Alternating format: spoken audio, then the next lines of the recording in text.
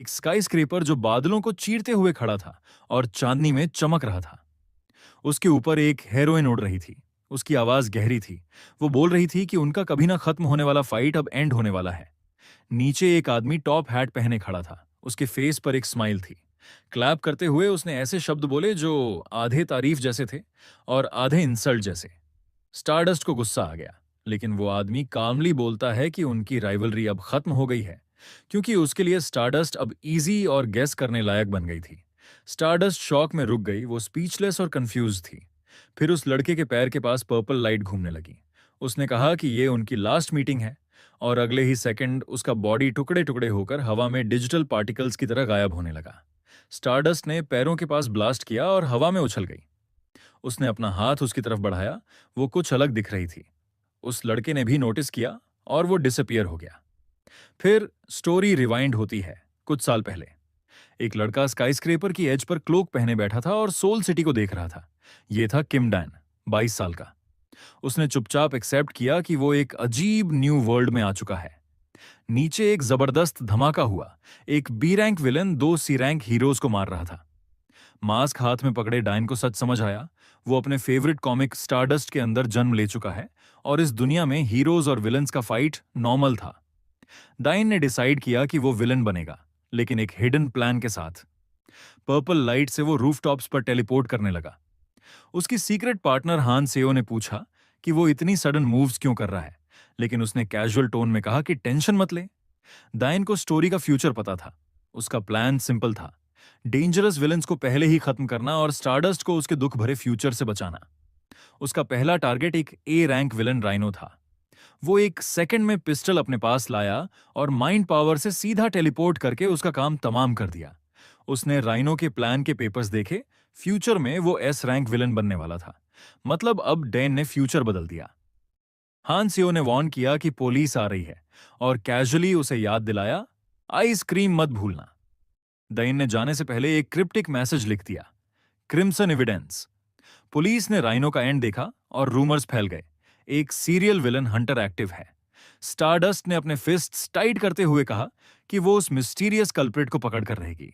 लेकिन प्रॉब्लम यह थी कि पब्लिक उसे विलन नहीं, हीरो समझने लगी। देन कंप्यूटर पकड़कर पैनिक में चिल्लाया कि यह बुरा हुआ, सब बर्बाद हो गया। तभी हान सेओ रूम में आई। चिल मोड में आइसक्रीम खाते हुए कहा, क्या हुआ, इतना चिल्ला क्यों रहे हो? डाइन ने कहा, वो सच में मुझे विलन्स मारने के लिए शुक्रिया कह रहे हैं। इस रेट पर मेरी रेपुटेशन तो और ही बढ़ती ही जाएगी। फिर डेन ने डिसाइड किया, अब वो असली विलन इमेज प्रूव करेगा। उसने स्टेज सेट किया, दो बड़े टावर्स जिनमें सिविलियंस थे। उसने लाइव ब्रॉडकास्ट हाईजैक किया और अपना मास्क्ड फेस पूरे सिटी के स्क्रीन्स पर दिखाया। उसने बताया, मैं वो विलन हूं जिसे लोग ईगोइस्टिक के नाम से जानते हैं। हाँ हाँ, तो तुम जरूर जानना चाहते हो कि असल में ईगोइस्टिक कौन है? जो राइनो को हाल ही में एलिमिनेट किया और उससे पहले एंजोडियाक को, वो मैं ही था। वैसे अब इन छोटी छोटी स्टोरीज को छोड़ देते हैं। क्या तुमने वहां देखा? लोग टीवी देख रहे थे। डाइन ने अपना हाथ एक बिल्डिंग की तरफ करते हुए कहा, मैंने वहां दोनों प्लेस पर बॉम्ब्स लगा दिए हैं। सब पैनिक में आ गए, कुछ भी वर्क नहीं कर रहा था।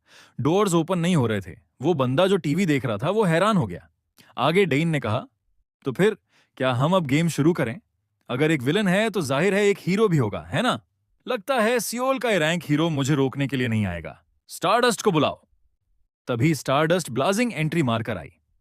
लैंड करते ही ग्राउंड क्रैक हो गया और उसका ऑरा चमक उठा। डाइन एक सेकंड के लिए अपना विलन रोल भूल गया। अपनी आइडल को सामने देखकर ब्लश कर गया। फिर उसने अपने आप को संभाला और कॉन्फिडेंट स्माइल के साथ खड़ा हो गया। स्टोरी फिर रिवाइंड होती है। एक 15 साल का किम डाइन टीवी पर गूफी सुपर हीरो शो देख रहा था और एक सिली विलन पर हंसी उड़ा रहा था। आयरनी ये थी कि फ्यूचर में वो खुद वैसा ही ओवर द टॉप विलन बन गया। वापस प्रेजेंट में स्टारडस्ट ने डिमांड किया कि हॉस्टेजेस रिलीज करो। देन अग्री कर गया। उसने कहा, मैं तुम्हें छोड़ दूंगा, पर मजा तभी आएगा जब टेंशन भी हो। हर बिल्डिंग के एलिवेटर का कंट्रोल मेरे पास है। अभी एक बटन लाइट हुआ है जो नीचे उतरने के लिए है। जब तुम लोग वो बटन दबाओगे, दूसरी बिल्डिंग में रखी बॉम्ब फट जाएगी। समझ गए? मतलब एक बिल्डिंग सेफ रहेगी और दूसरी गिर जाएगी। अब टाइमर चल गया है। सिर्फ 30 मिनट हैं बॉम्ब को रोकने के लिए। उससे पहले जल्दी करो, बटन दबाओ और नीचे उतरो। ये गेम इसी बात पर है। तुम्हारे डिसीजंस और एक्शन से लोगों की जिंदगी बचेगी या खत्म होगी। वैसे भी आगे के लोग सब अजनबी हैं, है ना? आज हम देखेंगे इंसान की सबसे बड़ी सेल्फिशनेस। ये है ईगोइस्टिक का गेम। सिविलियंस पैनिक में आ गए, कुछ चिल्लाए, कुछ चुप हो गए। स्टारडस्ट ने गुस्से से उसकी तरफ देखा। इगोइस्टिक ने कामली बोला कि ये तुम्हारे आइडियल्स का टेस्ट है। उसने बोला, अगर तुम लोगों को इंस्पायर कर पाई और वो 30 मिनट तक होप नहीं छोड़ते तो बॉम्ब्स बंद हो जाएंगे। ड्रोन्स और कैमरास चल पड़े। स्टारडस्ट का चेहरा हर स्क्रीन पर दिखने लगा। स्टारडस्ट ने उन्हें इंस्पायर किया, डरो मत, हिम्मत रखो, तुम स्ट्रांग हो। धीरे धीरे लोग शांत हो गए।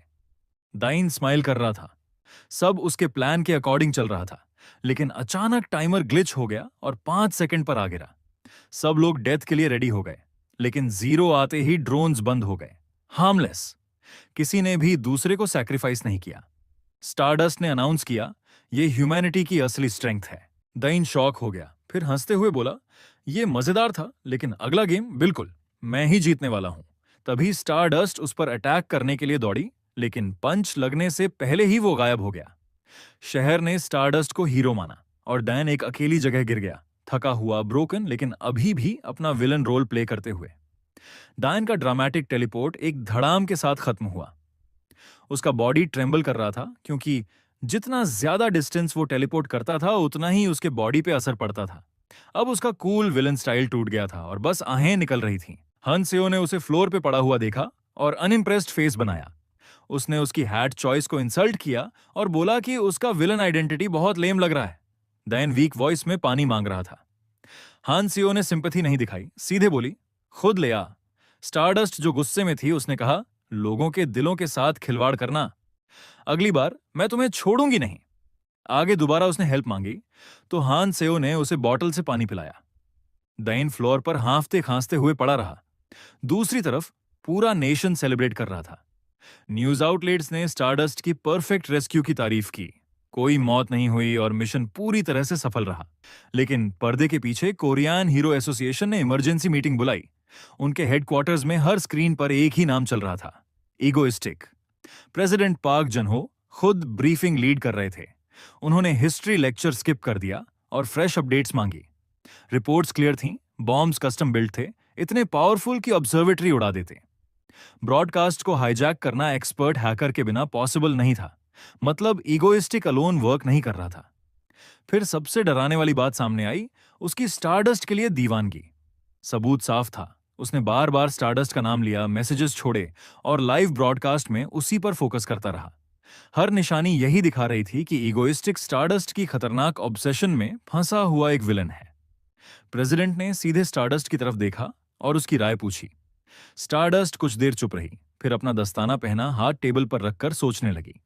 कुछ पल बाद उसने ठंडी आवाज में कहा, इगोइस्ट कोई शोमैन नहीं है, वो चालाक है, जुनूनी है और बिना शक एक विलन है। 2 दिन बाद भी किम डइन टेलीपोर्ट का प्राइस चुका रहा था। अपने बेड पर पड़ा हुआ था, जैसे लाइफ से ही फाइट हार गया हो। जब फाइनली उठने की स्ट्रेंथ आई तो सीधे फ्रिज की तरफ गया और बॉटल से डायरेक्टली पानी गटकने लगा। तभी एक शार्प वॉइस आई। वो इतना शॉक हुआ कि पानी स्प्रे कर दिया और सामने हान जियो खड़ी थी, आर्म्स फोल्डेड, जैसे मैनर्स का क्राइम करते हुए उसे पकड़ लिया हो। अंदर ही अंदर डाइन बड़बड़ाया, हन सेयो सिर्फ जीनियस नहीं थी, वो एक लेजेंडरी हैकर भी थी, जो ओरिजिनल स्टोरी में फ्यूचर में एस रैंक विलन बनने वाली थी। हान सियो ने उससे कहा, यह मेरा घर है, पता है ना तुम्हें? क्या तुम ऐसे ही एक्ट करोगे जैसे ये तुम्हारा घर हो? दाइन ने हंसते हुए जवाब दिया, हाँ हाँ, लेकिन घर का खर्चा पानी और बाकी सब तो मैं ही उठा रहा हूं। हान सियो ने गंभीर टोन में कहा, वैसे सीधे बोतल से मत पीना, समझे? कप यूज करो, सिविलाइज्ड इंसान बनो। दाइन मान गया, उसने मुस्कुराते हुए उसका सिर सहलाया। हान सियो शर्माने लगी। उसने अर्जेंट टोन में अनाउंस किया कि एक बड़ी प्रॉब्लम है और अपनी स्ट्रेंथ से डाइन को एक बैग की तरह खींच के कंट्रोल रूम ले गई। हान सेयो ने कहा, क्या तुम्हें वो लड़की याद है जिसके बारे में मैंने पहले बताया था, ली सुबिन? वो हमारी संभावित साथी अपराधी हो सकती है। डाइन ने कहा, क्या? वो लड़की जिसके बारे में तुमने कहा था कि वो डीप वेब पर एक्टिव थी? तुमने कहा था कि लगता है वो मेरी फैन है। हान सियो ने पॉइंट किया, देखो वो रही सुबिन, वो पहले से ही ट्रैक कर रही थी। अपडेट देखकर डाइन शॉक रह गया। यूनियन में कुछ ईगोइस्टिक कॉपीकैट्स ने हॉस्टेजेस पकड़ रखे थे और स्क्रीन पर सुबिन भी दिख रही थी, बिल्कुल खतरे के बीच। लेकिन हान सेओ ने और बड़ी सच्चाई बताई। सुबिन हॉस्टेज नहीं थी, वो खुद टेररिस्ट्स के साथ खड़ी थी। रिपोर्ट्स बहुत गंभीर थीं। कैजुअल्टीज सैकड़ों हॉस्टेजेस और chaotic स्टैंड ऑफ। दैन का हल्का फुल्का मूड तुरंत गायब हो गया। उसने अपना फिस्ट कस लिया और हान सेओ की तरफ देखा। दोनों ने अपने एक अटूट नियम को याद किया, कभी भी इनोसेंट सिविलियंस को नुकसान नहीं पहुंचाना। डैन का फेस सीरियस हो गया। जो भी करना पड़े उन्हें ये सब एंड करना होगा। इसी बीच स्टारडस्ट बर्निंग बिल्डिंग के ऊपर पहुंच गई। नीचे से स्मोक और स्क्रीम्स आ रही थीं। उसने क्लियरेंस मांगी।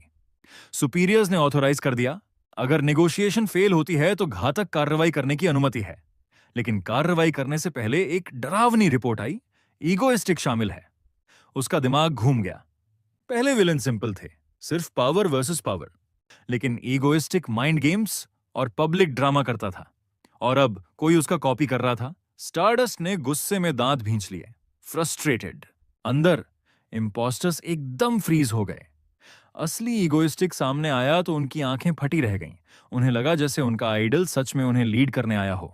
सब चीयर करने लगे, लेकिन ईगोइस्टिक अनइम्प्रेस था। उसके चेहरे पर इरिटेशन साफ दिखाई दे रहा था, क्योंकि लॉन्ग डिस्टेंस टेलीपोर्टेशन ने उसका हाल खराब कर दिया था। उसने उनकी बकवास एंटरटेन नहीं की। एक ही सेकंड में उसने पूरे रूम को स्कैन किया और टेररिस्ट के हाथ से डेटोनेटर सर्जिकल प्रिसिजन के साथ छीन लिया और उसे मार दिया। रूम साइलेंट हो गया। इम्पोस्टर्स समझ गए ये उनका लीडर नहीं बल्कि उनका एग्जीक्यूशनर है। उसने साइकोकिनेसिस से वेपन्स हवा में उठा लिए। Dozens of barrels trembling copy cats की तरफ एम हो गए। ईगोइस्टिक ने ठंडी मुस्कान के साथ उन्हें डिसमिस कर दिया। बाहर स्टारडस्ट तैयार थी और बिल्डिंग में हुई हिंसा की आवाजों से सब कुछ हिल रहा था। अंदर ली सुबिन एक फ्लोटिंग गन के सामने फ्रोजन खड़ी थी। हान सियो की आवाज दैन के ईयरकॉम में क्रैकल हुई। सुबिन अपने मन से ज्वाइन नहीं हुई थी, उसे मजबूर किया गया था। दईन ने उसका मास्क निकालकर पीछे फेंक दिया। सुबिन रो पड़ी और हॉस्टेजेस के सामने अपना गिल्ट कन्फेस कर दिया। इगोइस्टिक ने ग्लोइंग वेपन से उसे टीज किया और बोला, स्टॉप क्राइंग। फिर कैमरास की तरफ मुड़कर गहरी नमन की और अनाउंस किया कि यह डिजास्टर उसके नाम की वजह से हुआ है और वो पूरी जिम्मेदारी लेगा। विक्टिम फैमिलीज को कॉम्पेंसेट भी करेगा। लेकिन अंदर ही अंदर वो पैनिक कर रहा था कि हान सियो फाइनेंशियल मेस कैसे हैंडल करेगी। लोग हैरान थे, चैट भी कंफ्यूज थी। काम खत्म करो, हान सियो ने थकी हुई आवाज में कॉम से कहा, और उस लड़की को भी ले आओ। इगोइस्टिक ने सुबिन को पकड़ा और टेलीपोर्ट करने की तैयारी की। उसके शरीर में दर्द चिल्ला रहा था, लेकिन उसने टीथ कस लिए। जैसे ही वो जंप करने वाला था, वॉल ब्लास्ट हो गई और एक वायलेंट बर्स्ट ऑफ लाइट के साथ स्टारडस्ट ने एंट्री मार दी। दैन पूरी तरह से ऑफ गार्ड फ्रीज हो गया। उसकी फेवरेट हीरो सामने थी, लेकिन कॉन्फ्रंटेशन एस्केलेट होने से पहले सीन बदल गया। नेक्स्ट सीन एक university campus. News reports confirm कर रहे थे, इगोइस्टिक ने अपना वर्ड रखा। सभी मुश्किलों के बावजूद उसने हॉस्टेजेस के परिवारों को कॉम्पेंसेशन दिया। सनलाइट कैफे में आ रही थी और हीरो के मास्क के पीछे वाली शिनहारू अपना फोन स्क्रॉल कर रही थी। वो नॉर्मल स्टूडेंट लग रही थी, लेकिन साफ दिख रहा था कि वो टेंशन में थी। फ्लैशबैक, स्टारडस्ट ने इगोइस्टिक को पकड़ने की कोशिश की थी, लेकिन जैसे ही उसके हाथ उसके पास आए, डेन टेलीपोर्ट के तनाव से कोलैप्स हो गया और लास्ट सेकंड में वैनिश हो गया। स्टारडस्ट गुस्से में अपने टीथ ग्राइंड करती रही। कैफे में हारू अपनी बुक्स के साथ बैठी थी। सीनियर किम चायुन ने ड्रिंक टेबल पर रखा और पूछा, क्या स्टडीज में प्रॉब्लम है? हारू ने डिनाई किया और प्रिटेंड किया कि वो फोकस्ड है, लेकिन उसका माइंड क्लियरली कहीं और था। एक नोट में एक्सप्लेन किया गया, वो अपनी आइडेंटिटी एक सिंपल डिजिटल फिल्टर से हाइड करती थी, लेकिन डिस्गाइज के बावजूद उसका नेचुरल चार्म हर जगह लोगों को अट्रैक्ट करता था। उसके नोटबुक में एक ही नाम बार बार लिखा था, ईगोइस्टिक। वह कंफ्यूज थी। अगर वह सच में मानती कि लोग सेल्फिश होते हैं तो फिर होस्टेज क्यों बचाए गए? कॉम्पेंसेशन क्यों दिया गया? चायुन ने उसके गाल खींचे और टीज किया, तुम इतनी सीरियस क्यों हो? हारू रेड हो गई जब चायुन ने मैंगो डिजर्ट की बात की। मैंगो का नाम सुनते ही उसकी आंखें चमकने लगीं, लेकिन तुरंत ही उसकी खुशी फेड हो गई जब इगोइस्टिक की याद आई। चायुन कंसर्न से देख रही थी। मैंगो डिजर्ट भी हारू का मूड लिफ्ट नहीं कर पा रहा था। हारू ने अपना पेन टाइट क्लेंच किया और अपने मन में वादा किया, इगोइस्टिक को पकड़ना ही होगा, यह ऑब्सेशन एंड करना ही होगा। चायुन ने चिल मोड में एक स्पूनफुल मैंगो डिजर्ट उसे खिला दिया और उसकी गुस्सैल डिटर्मिनेशन को क्यूट समझकर मुस्कुरा दिया। सीन शिफ्ट हुआ। एक नॉर्मल हाउस इन सोल। एक वुमन गेट के पास आई, लेकिन फ्रंट डोर की बजाय एक हिडन पैसेज में घुस गई। एक high tech secret door open हुआ और वो अंडरग्राउंड एलिवेटर से नीचे उतर गई। वहां कोड एंटर करने के बाद एक फेमिलियर फिगर सामने आई, ली सुबिन, जो ईगोइस्टिक के अंडरग्राउंड बेस में उतर गई। नीचे किमडेन रिकवरी पोड के अंदर लेटा था और पास ही हान सेओ किताब पढ़ रही थी। डैन बोल रहा था कि ईगो बेस कितना अच्छा है। हान सेओ ने इरिटेशन में जवाब दिया, डैन, बिना पूछे मेरे घर का नाम मत दो। डैन ने हंसते हुए कहा, हान सेओ, जो मेरा है वो तुम्हारा, जो तुम्हारा है वो मेरा, मेरा घर तुम्हारा घर है, तुम्हारा घर मेरा घर है। हान सेओ ने कहा, इसका कोई मतलब नहीं बनता। तभी अचानक उसका पैर रिकवरी पोड के कॉर्नर से टकराया। वो दर्द में चिल्लाने लगा। हान सेओ ने गुस्से में टोक दिया, डैन, अजीब आवाजें मत निकालो, बस लेट जाओ, ठीक हो जाओगे। डैन ने दर्द का बहाना बनाकर कहा, थोड़ी तो छूट दे दो, किसी और को टेलीपोर्ट करना दोगुना मुश्किल होता है। फिर वो मुस्कुराया और बोला, यार, ये फटीग रिकवरी कैप्सूल तो हान सेओ की बेस्ट इन्वेंशन है। पॉड के अंदर से डैन ने हान सेओ को थम्स अप दिखाया। हान सेओ ने बस एक नजर डाली, जैसे मन ही मन सोच रही हो, ये पागल हो गया है क्या। तभी सुबिन ग्रोसरीज लेकर आई। थोड़ा शर्माते हुए उसने कहा, फ्रिज खाली था, इसीलिए मैं स्नैक्स ले आई हूं। डैन के दिमाग में एक ही सवाल था, वांटेड क्रिमिनल इतनी कैजुअली शॉपिंग कैसे कर सकती है। सुबिन का आंसर सिंपल था, अपने बैग्स के पीछे छुप गई थी। डैन कुछ और पूछता उससे पहले ही हान सेओ एक्साइटमेंट में बेड से ग्रोसरी बैग की तरफ कूद गई, कहते हुए, आइसक्रीम कहाँ है। डैन डिसबिलीफ में सोचता रह गया, ये लड़की को रिक्रूट किया है या बस छोटे मोटे कामों के लिए बुलाया है। फिर उसने सीरियस होकर पूछा, तुमने मुझे सुबिन को यहां लाने को क्यों कहा था। हान सियो ने शांति से जवाब दिया, मुझे उसकी जरूरत है। डैन ने कहा, यह लड़की हमें धोखा दे सकती है, लेकिन हान सियो ने बताया कि उसे जबरदस्ती हॉस्टेज क्राइसिस में फंसाया गया था। जब हान सियो ने सुबिन की तरफ पॉइंट करके उसकी आइडेंटिटी कंफर्म किया कि तुम ली सुबिन हो, है ना, सुबिन ने चौंक कर कहा, तुम्हें मेरा नाम कैसे पता। हान सियो ने कहा कि मैं तुम्हारे बारे में सब जानती हूं, मिस सुबिन। हान सेयो ने आइसक्रीम एंजॉय करते हुए कैजुअली रिवील करती गई, सुबिन के पेरेंट्स हन्युन ग्रुप के रिसर्चर्स थे। यह सुनकर सुबिन हिल गई, उसका सबसे बड़ा सीक्रेट इतनी इजीली अनकवर हो गया। हान सेयो ने एक्सप्लेन किया, मुश्किल नहीं था, तुम्हारे डिजिटल ट्रेसेस, पोस्ट्स सब क्लू थे, मुझे भी हान्युन से बदला लेना है। एटमॉस्फेयर हैवी हो गया। हान सेयो ने अपना हाथ बढ़ाया, मेरे साथ ज्वाइन करो, हनन को मिलकर बर्बाद करते हैं। डैन चुपचाप देख रहा था। उसे याद आया, जिस दिन उसने हानस्यो को रिक्रूट किया था, उसने भी रिवेंज का ऑफर दिया था और उसे विलन बनने के रास्ते से खींच लिया था।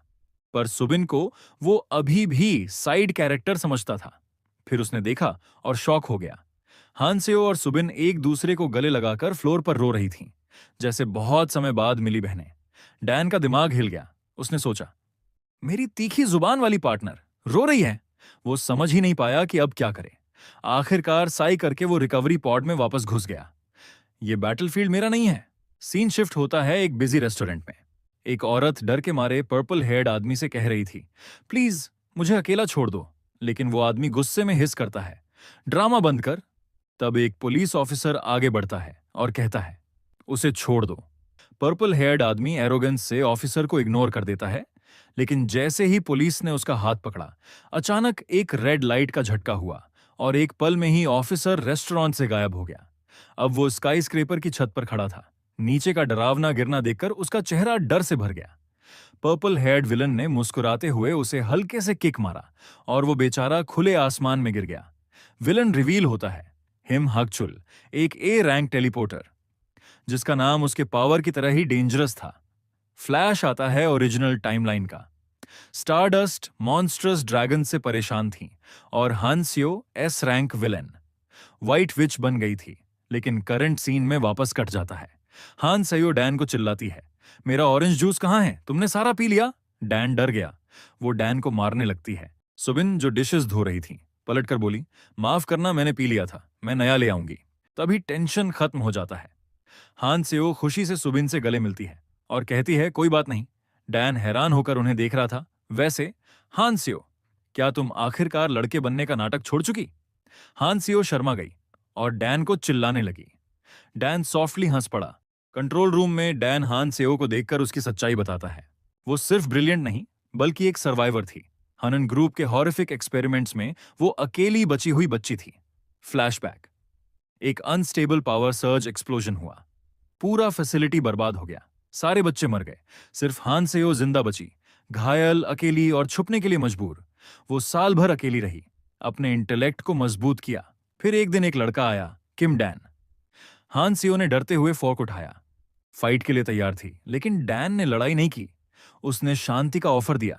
कॉन्फिडेंट स्माइल के साथ उसने प्रॉमिस किया, मैं तुम्हारा ट्रैजिक फेट बदल दूंगा, तुम्हें विलन बनने नहीं दूंगा।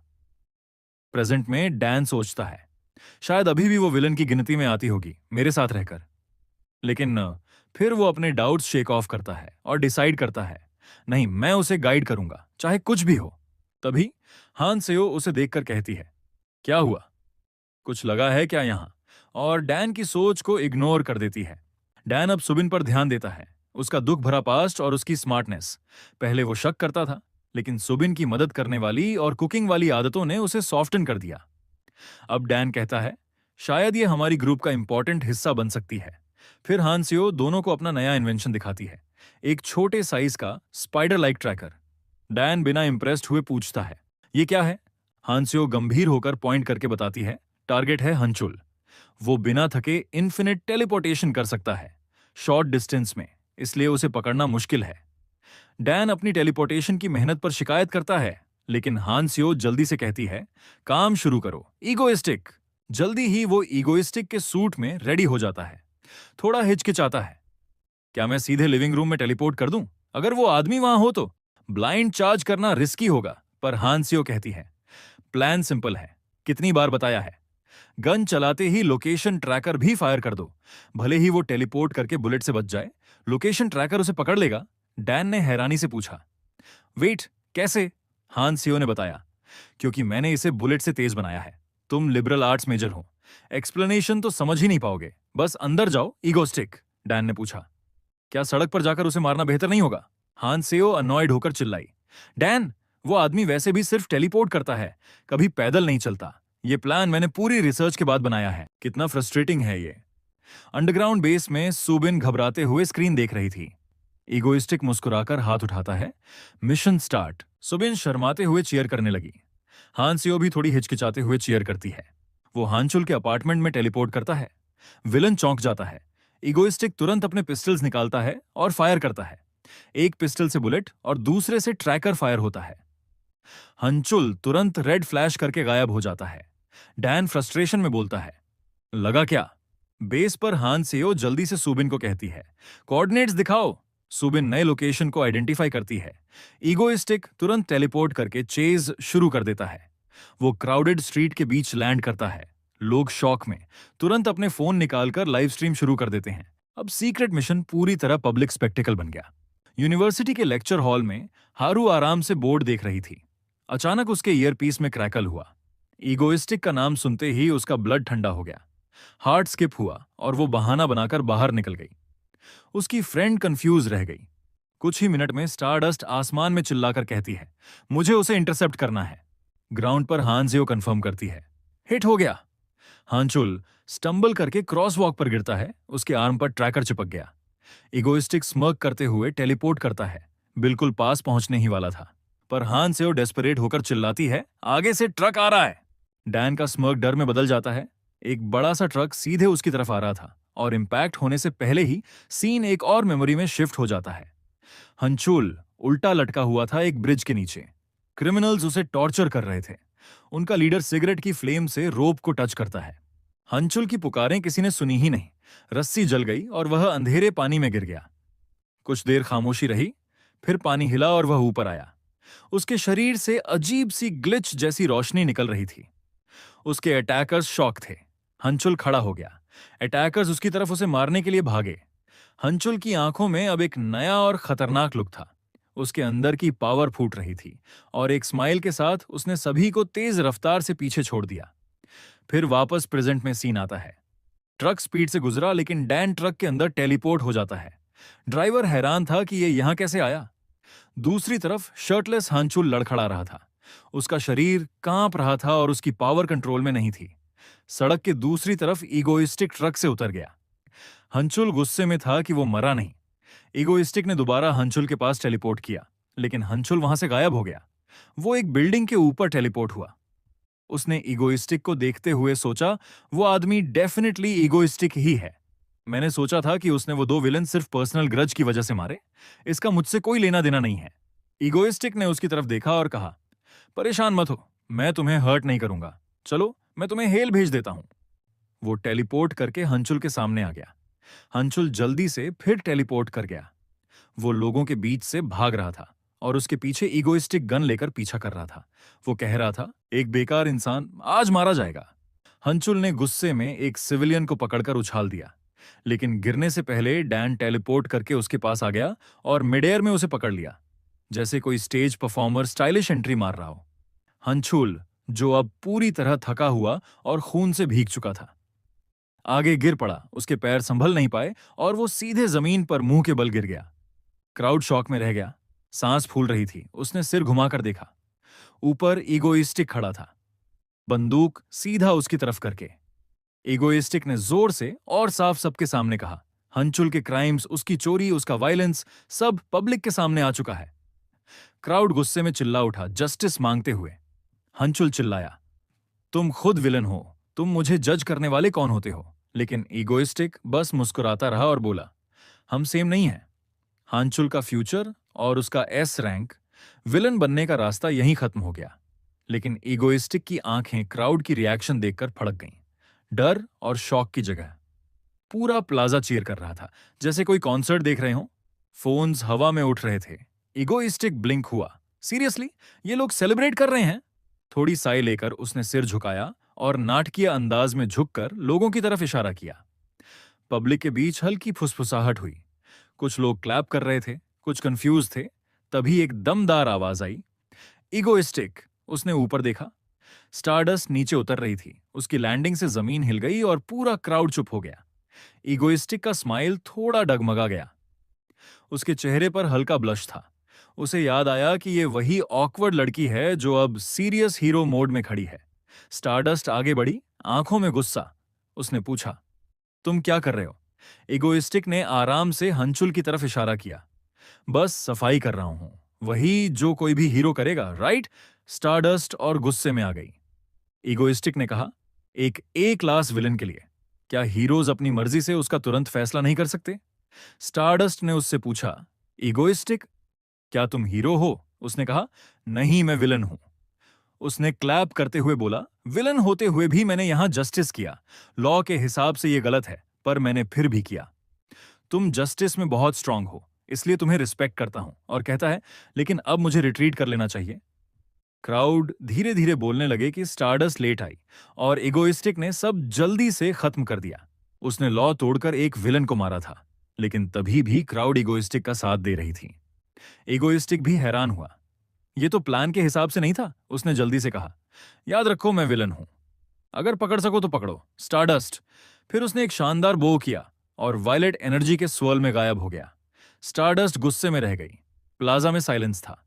स्टारडस्ट गंभीर होकर खड़ी थी। उसके लिए यह साबित कर रहा था कि ईगोइस्टिक स्पॉटलाइट चुरा रहा है, लेकिन उसके दिल में यह एक और बोझ बन गया था। दूसरी तरफ ईगोइस्टिक जमीन पर गिरा, थक कर। उसके साथी भागते हुए आए और उसे खींच कर ले गए। ईगोइस्टिक का बॉडी बैडली डैमेज था। जब उसे ले जाया जा रहा था, उसका फोन बार बार रिंग कर रहा था। न्यूज नोटिफिकेशंस आ रही थीं। हेडलाइंस हर जगह थीं, egoistic hero of the day. लोग स्टारडस्ट को क्रिटिसाइज कर रहे थे और ईगोइस्टिक को एडमायर कर रहे थे। दूसरी तरफ स्टारडस्ट एक बिल्डिंग की छत पर खड़ी थी। उसने भी वही आर्टिकल्स और फोरम्स देखे जिनमें लोग ईगोइस्टिक को हीरो बोल रहे थे। सब कह रहे थे कि अगर हीरोज केपेबल होते तो ये काम ईगोइस्टिक को करना नहीं पड़ता। ये बातें उसके दिमाग में घूमती रहीं।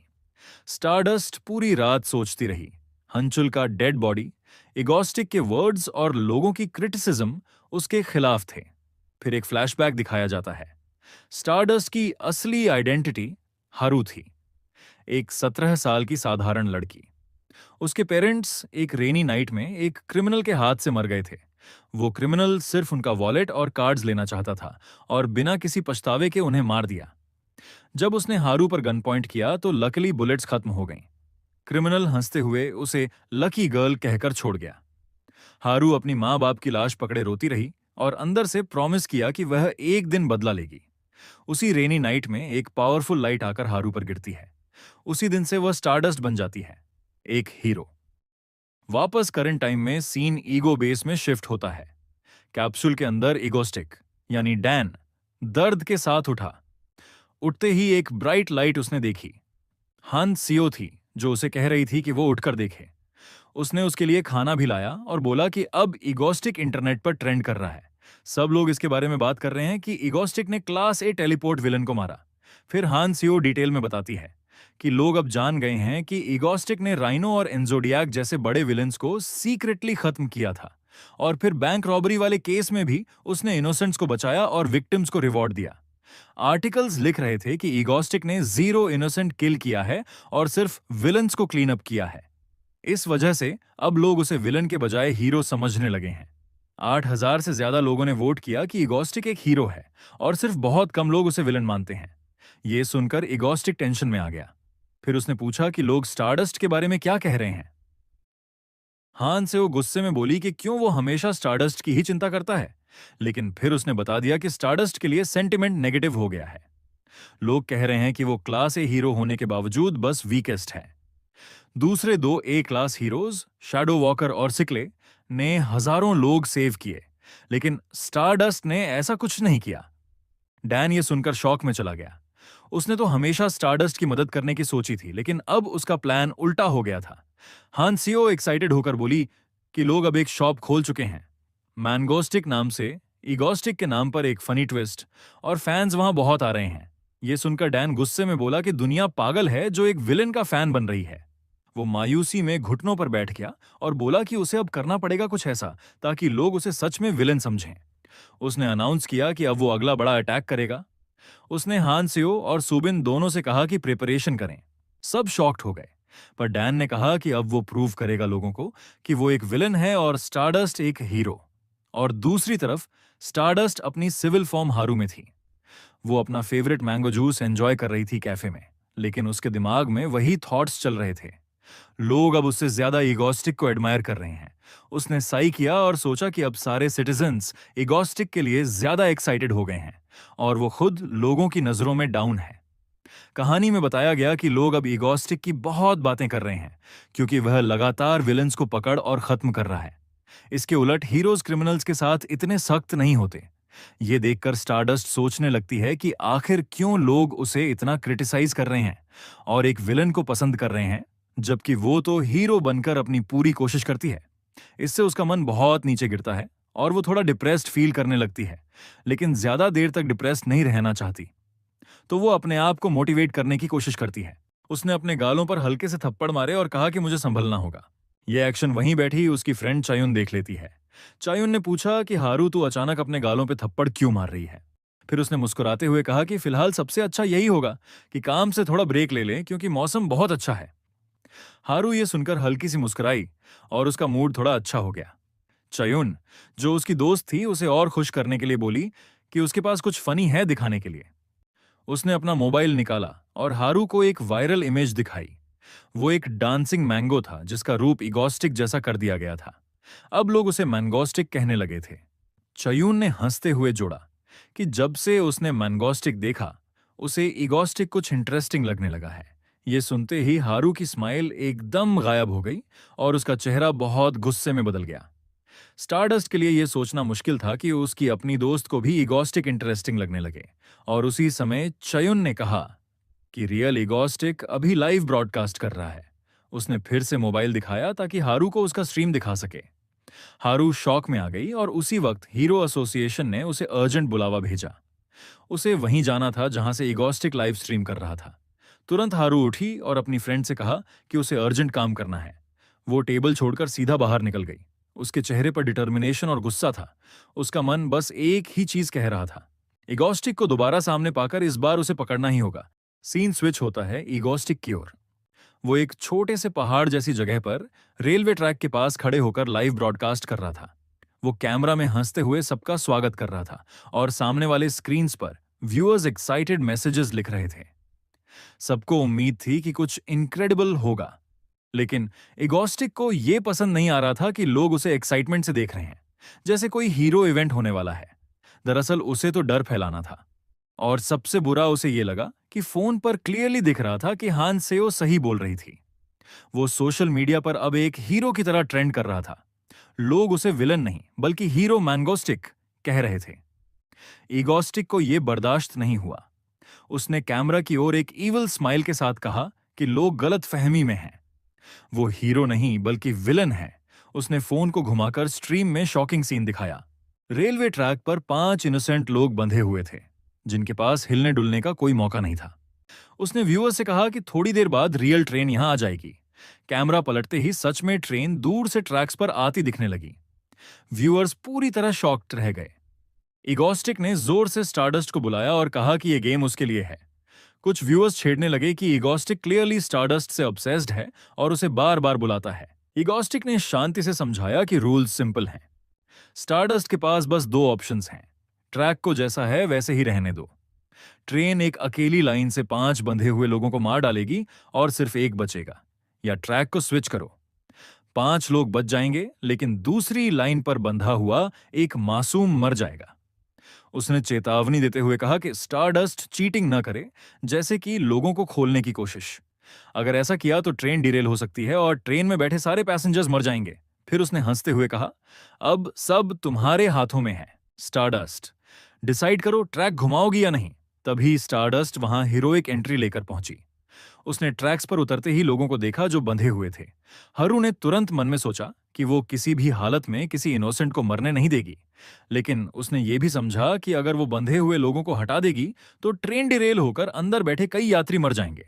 ये बहुत कॉम्प्लेक्स सिचुएशन थी। स्टारडस्ट ने आंखें बंद की और गहराई से सोचा कि क्या करना सही होगा जिससे किसी की भी जान न जाए। इगोस्टिक मीनवाइल कैमरा पर व्यूअर्स से बात कर रहा था। वो एक्साइटेड होकर बोल रहा था कि बस थोड़ी ही देर में पेंटा किल होने वाला है। उसने व्यूअर से पूछा कि अगर वो स्टारडस्ट होते तो कौन सा ऑप्शन चुनते। स्ट्रीम पर डिबेट शुरू हो गया। बहुत लोग लिखने लगे कि 5 को बचाकर एक को कुर्बान करना सही होगा, लेकिन इगोस्टिक मुस्कुरा रहा था क्योंकि वो अच्छी तरह जानता था कि स्टारडस्ट ऐसी नहीं है। वो किसी को भी मरने नहीं देगी, और बिल्कुल वैसा ही हुआ। स्टारडस्ट ने दोनों ऑप्शंस रिजेक्ट कर दिए और अपना खुद का रास्ता चुना, सीधे ट्रेन से भिड़ना। यह देखकर इगोस्टिक बहुत खुश हुआ। उसने सोचा कि सब परफेक्ट चल रहा है, जैसा उसने प्लान किया था। उसने व्यूअर्स को बताया कि आज का पूरा सेटअप उसने खुद किया है। दिन दहाड़े लोगों को पकड़कर ट्रैक से बांधना उसके लिए मुश्किल था, लेकिन रात में वो नहीं कर सकता था क्योंकि रात का हीरो शैडो वॉकर उसके सामने आ जाता। इसलिए दिन में ही उसने ये काम किया। उसने मन ही मन कहा कि यह सब स्टारडस्ट के लिए है। असल स्टोरी में स्टारडस्ट हर बार हारते हारते जीतती थी और विलन से लड़कर स्ट्रॉन्गर होती थी, लेकिन अभी इगोस्टिक खुद विलन्स को खत्म कर रहा है, इसलिए स्टारडस्ट ग्रो नहीं कर पा रही थी।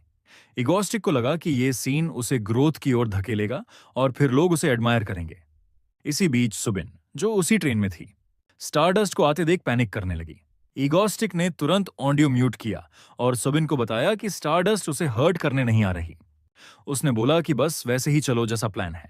फिर उसने दोबारा ऑडियो ऑन किया और एक्टिंग शुरू कर दी, जैसे बहुत शॉक्ड है कि स्टारडस्ट ने उसके दिए हुए ऑप्शंस फॉलो नहीं किए, बल्कि तीसरा रिस्की विकल्प चुना। व्यूअर्स की तरफ से कमेंट्स आने लगे। कई लोग स्टारडस्ट को मूर्ख बोलने लगे कि वो ट्रेन रोकने की कोशिश करके खुद भी मरेगी और सभी बंधे सिविलियंस भी मर जाएंगे। लेकिन इगोस्टिक कॉन्फिडेंट टोन में हंसा और बोला कि लोग स्टारडस्ट को नहीं जानते। उसने सोचा कि कॉमिक बुक के हिसाब से स्टारडस्ट के पास स्ट्रेंथ और फ्लाइंग के अलावा एक हिडन पैसिव एबिलिटी भी है। क्राइसिस के वक्त उसके पावर्स एक्सपोनेंशियली बढ़ जाते हैं और वो अपने सीमाओं को पार कर सकती है। कैमरा सबको दिखा रहा था कि स्टारडस्ट स्पीड पकड़ते हुए ट्रेन से टकराई और अपनी पूरी ताकत से उसे रोकने लगी। बहुत ह्यूज इंपैक्ट साउंड आया। ट्रेन रुकी नहीं, उसकी मोमेंटम इतनी ज्यादा थी कि स्टारडस्ट को लगा कि वो शायद रोक ना पाए, और फिर अचानक ट्रैक से तेज धातु की आवाज गूंज उठी। कहीं व्हील में फॉल्ट आ गया और ट्रेन अनकंट्रोल होकर तेज एक्सेलरेट करने लगी। इगोस्टिक ये देखकर परेशान हो गया। उसने तुरंत फिर से ऑडियो म्यूट किया और सुबिन से पूछा कि ट्रेन क्यों एक्सीलरेट कर रही है, लेकिन सुबिन उसे जवाब ही नहीं दे रही थी क्योंकि वो स्टारडस्ट से टकराने के बाद बेहोश हो गई थी। ये देखकर इगोस्टिक बहुत टेंशन में आ गया क्योंकि उसके अपने एक्शंस ने सिचुएशन को बहुत ही डेंजरस बना दिया था। ये खतरा सिर्फ आम लोगों के लिए नहीं था, बल्कि स्टारडस्ट की लाइफ भी खतरे में आ गई थी। उसने सोचा कि वो हमेशा चाहता था कि कॉमिक्स की तरह स्टारडस्ट की जिंदगी मुसीबत भरी ना हो, लेकिन अब वो खुद उसे मौत के रास्ते पर ले आया है। उस वक्त ईगोस्टिक मेंटल क्राइसिस में था और दूसरी तरफ स्टारडस्ट फिजिकल क्राइसिस में। फिर भी स्टारडस्ट को जैसे अपनी लाइफ की कोई परवाह नहीं थी। उसने लगातार अपने हाथों से ट्रेन को दबाकर रोकने की कोशिश की। डिटर्मिनेशन के साथ वो आगे बढ़ती रही। उसका शरीर और तेज चमकने लगा और ट्रेन और ट्रैक से टकराते हुए उसके हाथ और पांव से अनबेरेबल हीट निकलने लगी। ये साफ एविडेंस था कि स्टारडस्ट की पैसिव एबिलिटी एक्टिवेट हो गई थी, जो हमेशा क्राइसिस में और स्ट्रांग बन जाती है। लोग अब सिर्फ कुछ ही मीटर्स दूर रह गए थे और तभी स्टारडस्ट ने जोर से चीख कर और ज्यादा फोर्स लगाया, जिससे ट्रेन का आगे का हिस्सा और डैमेज हो गया और नीचे के ट्रैक्स भी टूटने लगे। इगोस्टिक ने कहा कि उसके पास कुछ करने का ऑप्शन नहीं था, सिर्फ मन ही मन ये प्रे कर रहा था कि स्टारडस्ट कम से कम ट्रेन को रोक पाए। उसने देखा कि अब सिर्फ 20 मीटर बचे थे लोगों और ट्रेन के बीच। उसने माना कि ये आखिरी मोमेंट है और शायद स्टारडस्ट और पांचों सिविलियंस दोनों का एंड हो जाएगा। बताया गया कि सबने देखा कि एक मिरेकल हो गया। स्टारडस्ट ने ट्रेन को लोगों से कुछ ही मीटर्स दूर रोक दिया। फ्रिक्शन और प्रेशर से स्मोक उठने लगा। यह देखकर इगोस्टिक को रिलीफ महसूस हुआ और वो थैंकफुल था कि कोई मैसेकर नहीं हुआ। उसने सोचा कि अब स्टारडस्ट स्मोक के पीछे से निकलेगी, एक हीरोइक सिंबॉलिक सीन बन जाएगा। लेकिन जब स्मोक धीरे धीरे खत्म होने लगा और स्टारडस्ट अभी तक सामने नहीं आई, तब उसने सोचा शायद वो मर गई हो। उसने दिल में दर्द महसूस किया, लेकिन धीरे धीरे एक थकी हुई फिगर सामने आई। स्टारडस्ट थी। वो अभी भी अपने हीरोइक स्टांस में खड़ी थी, लेकिन पूरी तरह थक चुकी थी। ये हीरोइक एंट्री देखकर इगोस्टिक लिटरली फैन की तरह चिल्ला पड़ा और स्माइल करने लगा। लेकिन तुरंत रियलाइज किया कि वो लाइव ब्रॉडकास्ट कर रहा है। हजारों लोग देख रहे थे, तो उसने एक्टिंग करनी शुरू कर दी जैसे कि वह गुस्से में है और बोला कि स्टारडस्ट ने उसका विलेनस प्लान खराब कर दिया। बताया गया कि जब तक उसने एक्टिंग शुरू की, ऑडियंस पहले ही देख चुकी थी कि वो खुशी में चिल्ला रहा था। हजारों लोगों ने कमेंट किया कि एक विलन को स्टारडस्ट की जीत पर सेलिब्रेट करता देखना कितना अजीब है। कुछ लोगों ने उसे क्यूट विलन भी कह दिया। लेकिन कमेंट्स सिर्फ इस पर ही नहीं थे। स्टारडस्ट को भी लोगों ने फिर से प्रेज करना शुरू किया और उसने अब पब्लिक का ट्रस्ट दोबारा हासिल कर लिया। इगोस्टिक ने अपने मन में कहा कि वो कभी स्टारडस्ट पर डाउट नहीं करता, क्योंकि उसके पावर्स हमेशा क्राइसिस में एक्सपोनेंशियली ग्रो करते हैं और वो सिटी की बेस्ट हीरोइन है। तभी स्टारडस्ट थक कर गिर गई और बेहोश हो गई। ये देखकर इगोस्टिक बहुत शॉक हुआ। वो इंस्टेंटली टेलीपोर्ट करके उसके पास पहुंचा और देखा कि वो जिंदा है लेकिन बहुत वीक है। स्टारडस्ट ने मुश्किल से उसे बास्टर्ड कहकर बुलाया। इगोस्टिक को गिल्ट फील हुआ क्योंकि ये सब उसकी वजह से हुआ था। उसने सॉफ्ट वॉइस में स्टारडस्ट से कहा कि वो सही है और जो उसने किया वो बहुत हीरोइक था। उसने हाथ से उसकी आंखें बंद कर दी और बोला कि अब तुम्हें रेस्ट करना चाहिए, बाकी हीरोज आकर तुम्हारी मदद करेंगे। उसने एक्सेप्ट कर लिया कि ये बैटल वो हार गया और क्वाइटली वहां से चला गया। उसके फैंस के सामने उसने कैमरा ऑफ करने से पहले कहा कि स्टारडस्ट की वजह से उसका विलन प्लान फेल हुआ है। ट्रांसमिशन बंद हो गई, लेकिन ऑडियंस कमेंट्स रुके नहीं। लोग स्पेक्युलेट करने लगे कि शायद इगोस्टिक और स्टारडस्ट के बीच कुछ सीक्रेट रिलेशन है, क्योंकि उसने उसके साथ बड़ा ही जेंटल और केयरिंग बिहेवियर किया, जो कोई विलन नॉर्मली नहीं करता। अगले दिन हान सेओ फुल एनर्जी के साथ ईगो बेस में सबको उठने के लिए चिल्लाई। इगोस्टिक और सुबिन दोनों थके हुए और लो स्पिरिट्स में थे। हान सेओ ने कहा कि सब थोड़ा एनर्जी रिगेन करें, क्योंकि उन्होंने कल का विलन अटैक सक्सेसफुली किया था। उसने सबके लिए एक सुपर टेस्टी ब्रेकफास्ट बनाया। सुबैन और इगोस्टिक शॉक्ड थे कि खाना कितना डिलिशियस है। इगोस्टिक ने प्यार से हांसियो के सर पर हाथ रखा और थैंक यू कहा, जिस पर हांसियो थोड़ा नर्वस हो गई। उसने इगोस्टिक के सेंसिटिव स्टमक को हल्का सा पिंच किया, जिससे वो दर्द से चिल्ला पड़ा। उसने ब्लश किया और बोली कि बस बैठकर खाना खा लो वरना ठंडा हो जाएगा। फिर तीनों मिलकर ब्रेकफास्ट एंजॉय करने लगे। तभी हान सेओ ने टीवी ऑन किया और एक्साइटेडली बोली कि अब न्यूज में आएगा उनका कल का विलन अटैक। डैन ने भी सोचा कि अब लोग उसे विलन की तरह सीरियसली लेने लगेंगे और स्टारडस्ट को हीरो की तरह रिस्पेक्ट करने लगेंगे। लेकिन न्यूज में जो रिपोर्ट आई उसने सबको हिला दिया। मीडिया ओपनली स्पेक्युलेट कर रहा था कि इगोस्टिक और स्टारडस्ट सीक्रेटली डेटिंग करते हैं। प्रूफ के तौर पर उन्होंने कल का सीन दिखाया जिसमें इगोस्टिक ट्रेन रुकने के बाद स्टारडस्ट को जेंटली टच करता है और वरी शो करता है। फोटो वायरल हो गया था और सबने एनालाइज किया कि एक विलेन ऐसा सिर्फ अपनी लवर के साथ ही बिहेव करेगा। दूसरी तरफ स्टारडस्ट अपने घर में न्यूज देखकर गुस्से और शर्म से अपना ग्लास क्रश कर देती है और चीख कर बोलती है कि यह सब बकवास है, और इस तरह यह दिन एंड होता है। मीडिया ने ये रूमर्स कभी बंद नहीं किए और पूरे वीक लगातार न्यूज उसी पर चलती रही।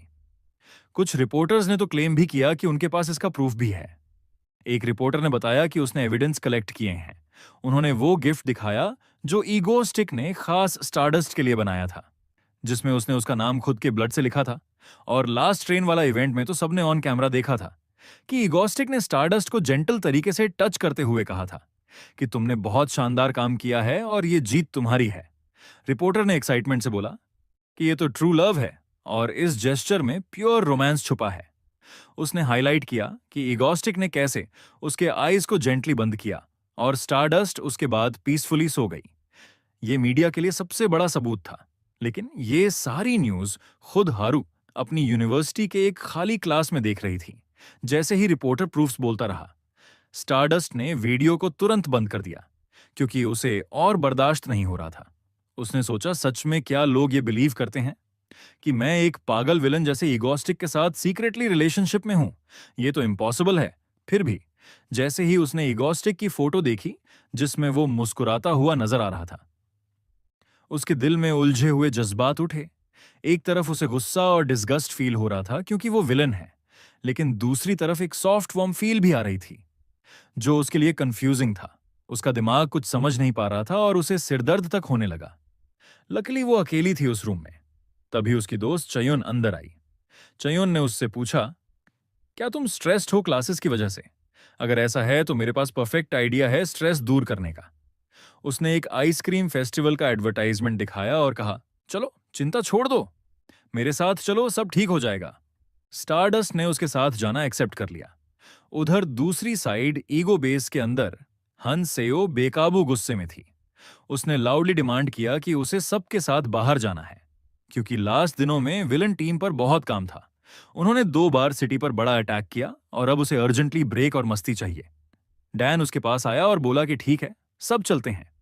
यह सुनकर हान सेओ शॉक्ड हो गई और तुरंत खुश होकर उछलने लगी और चीयर किया।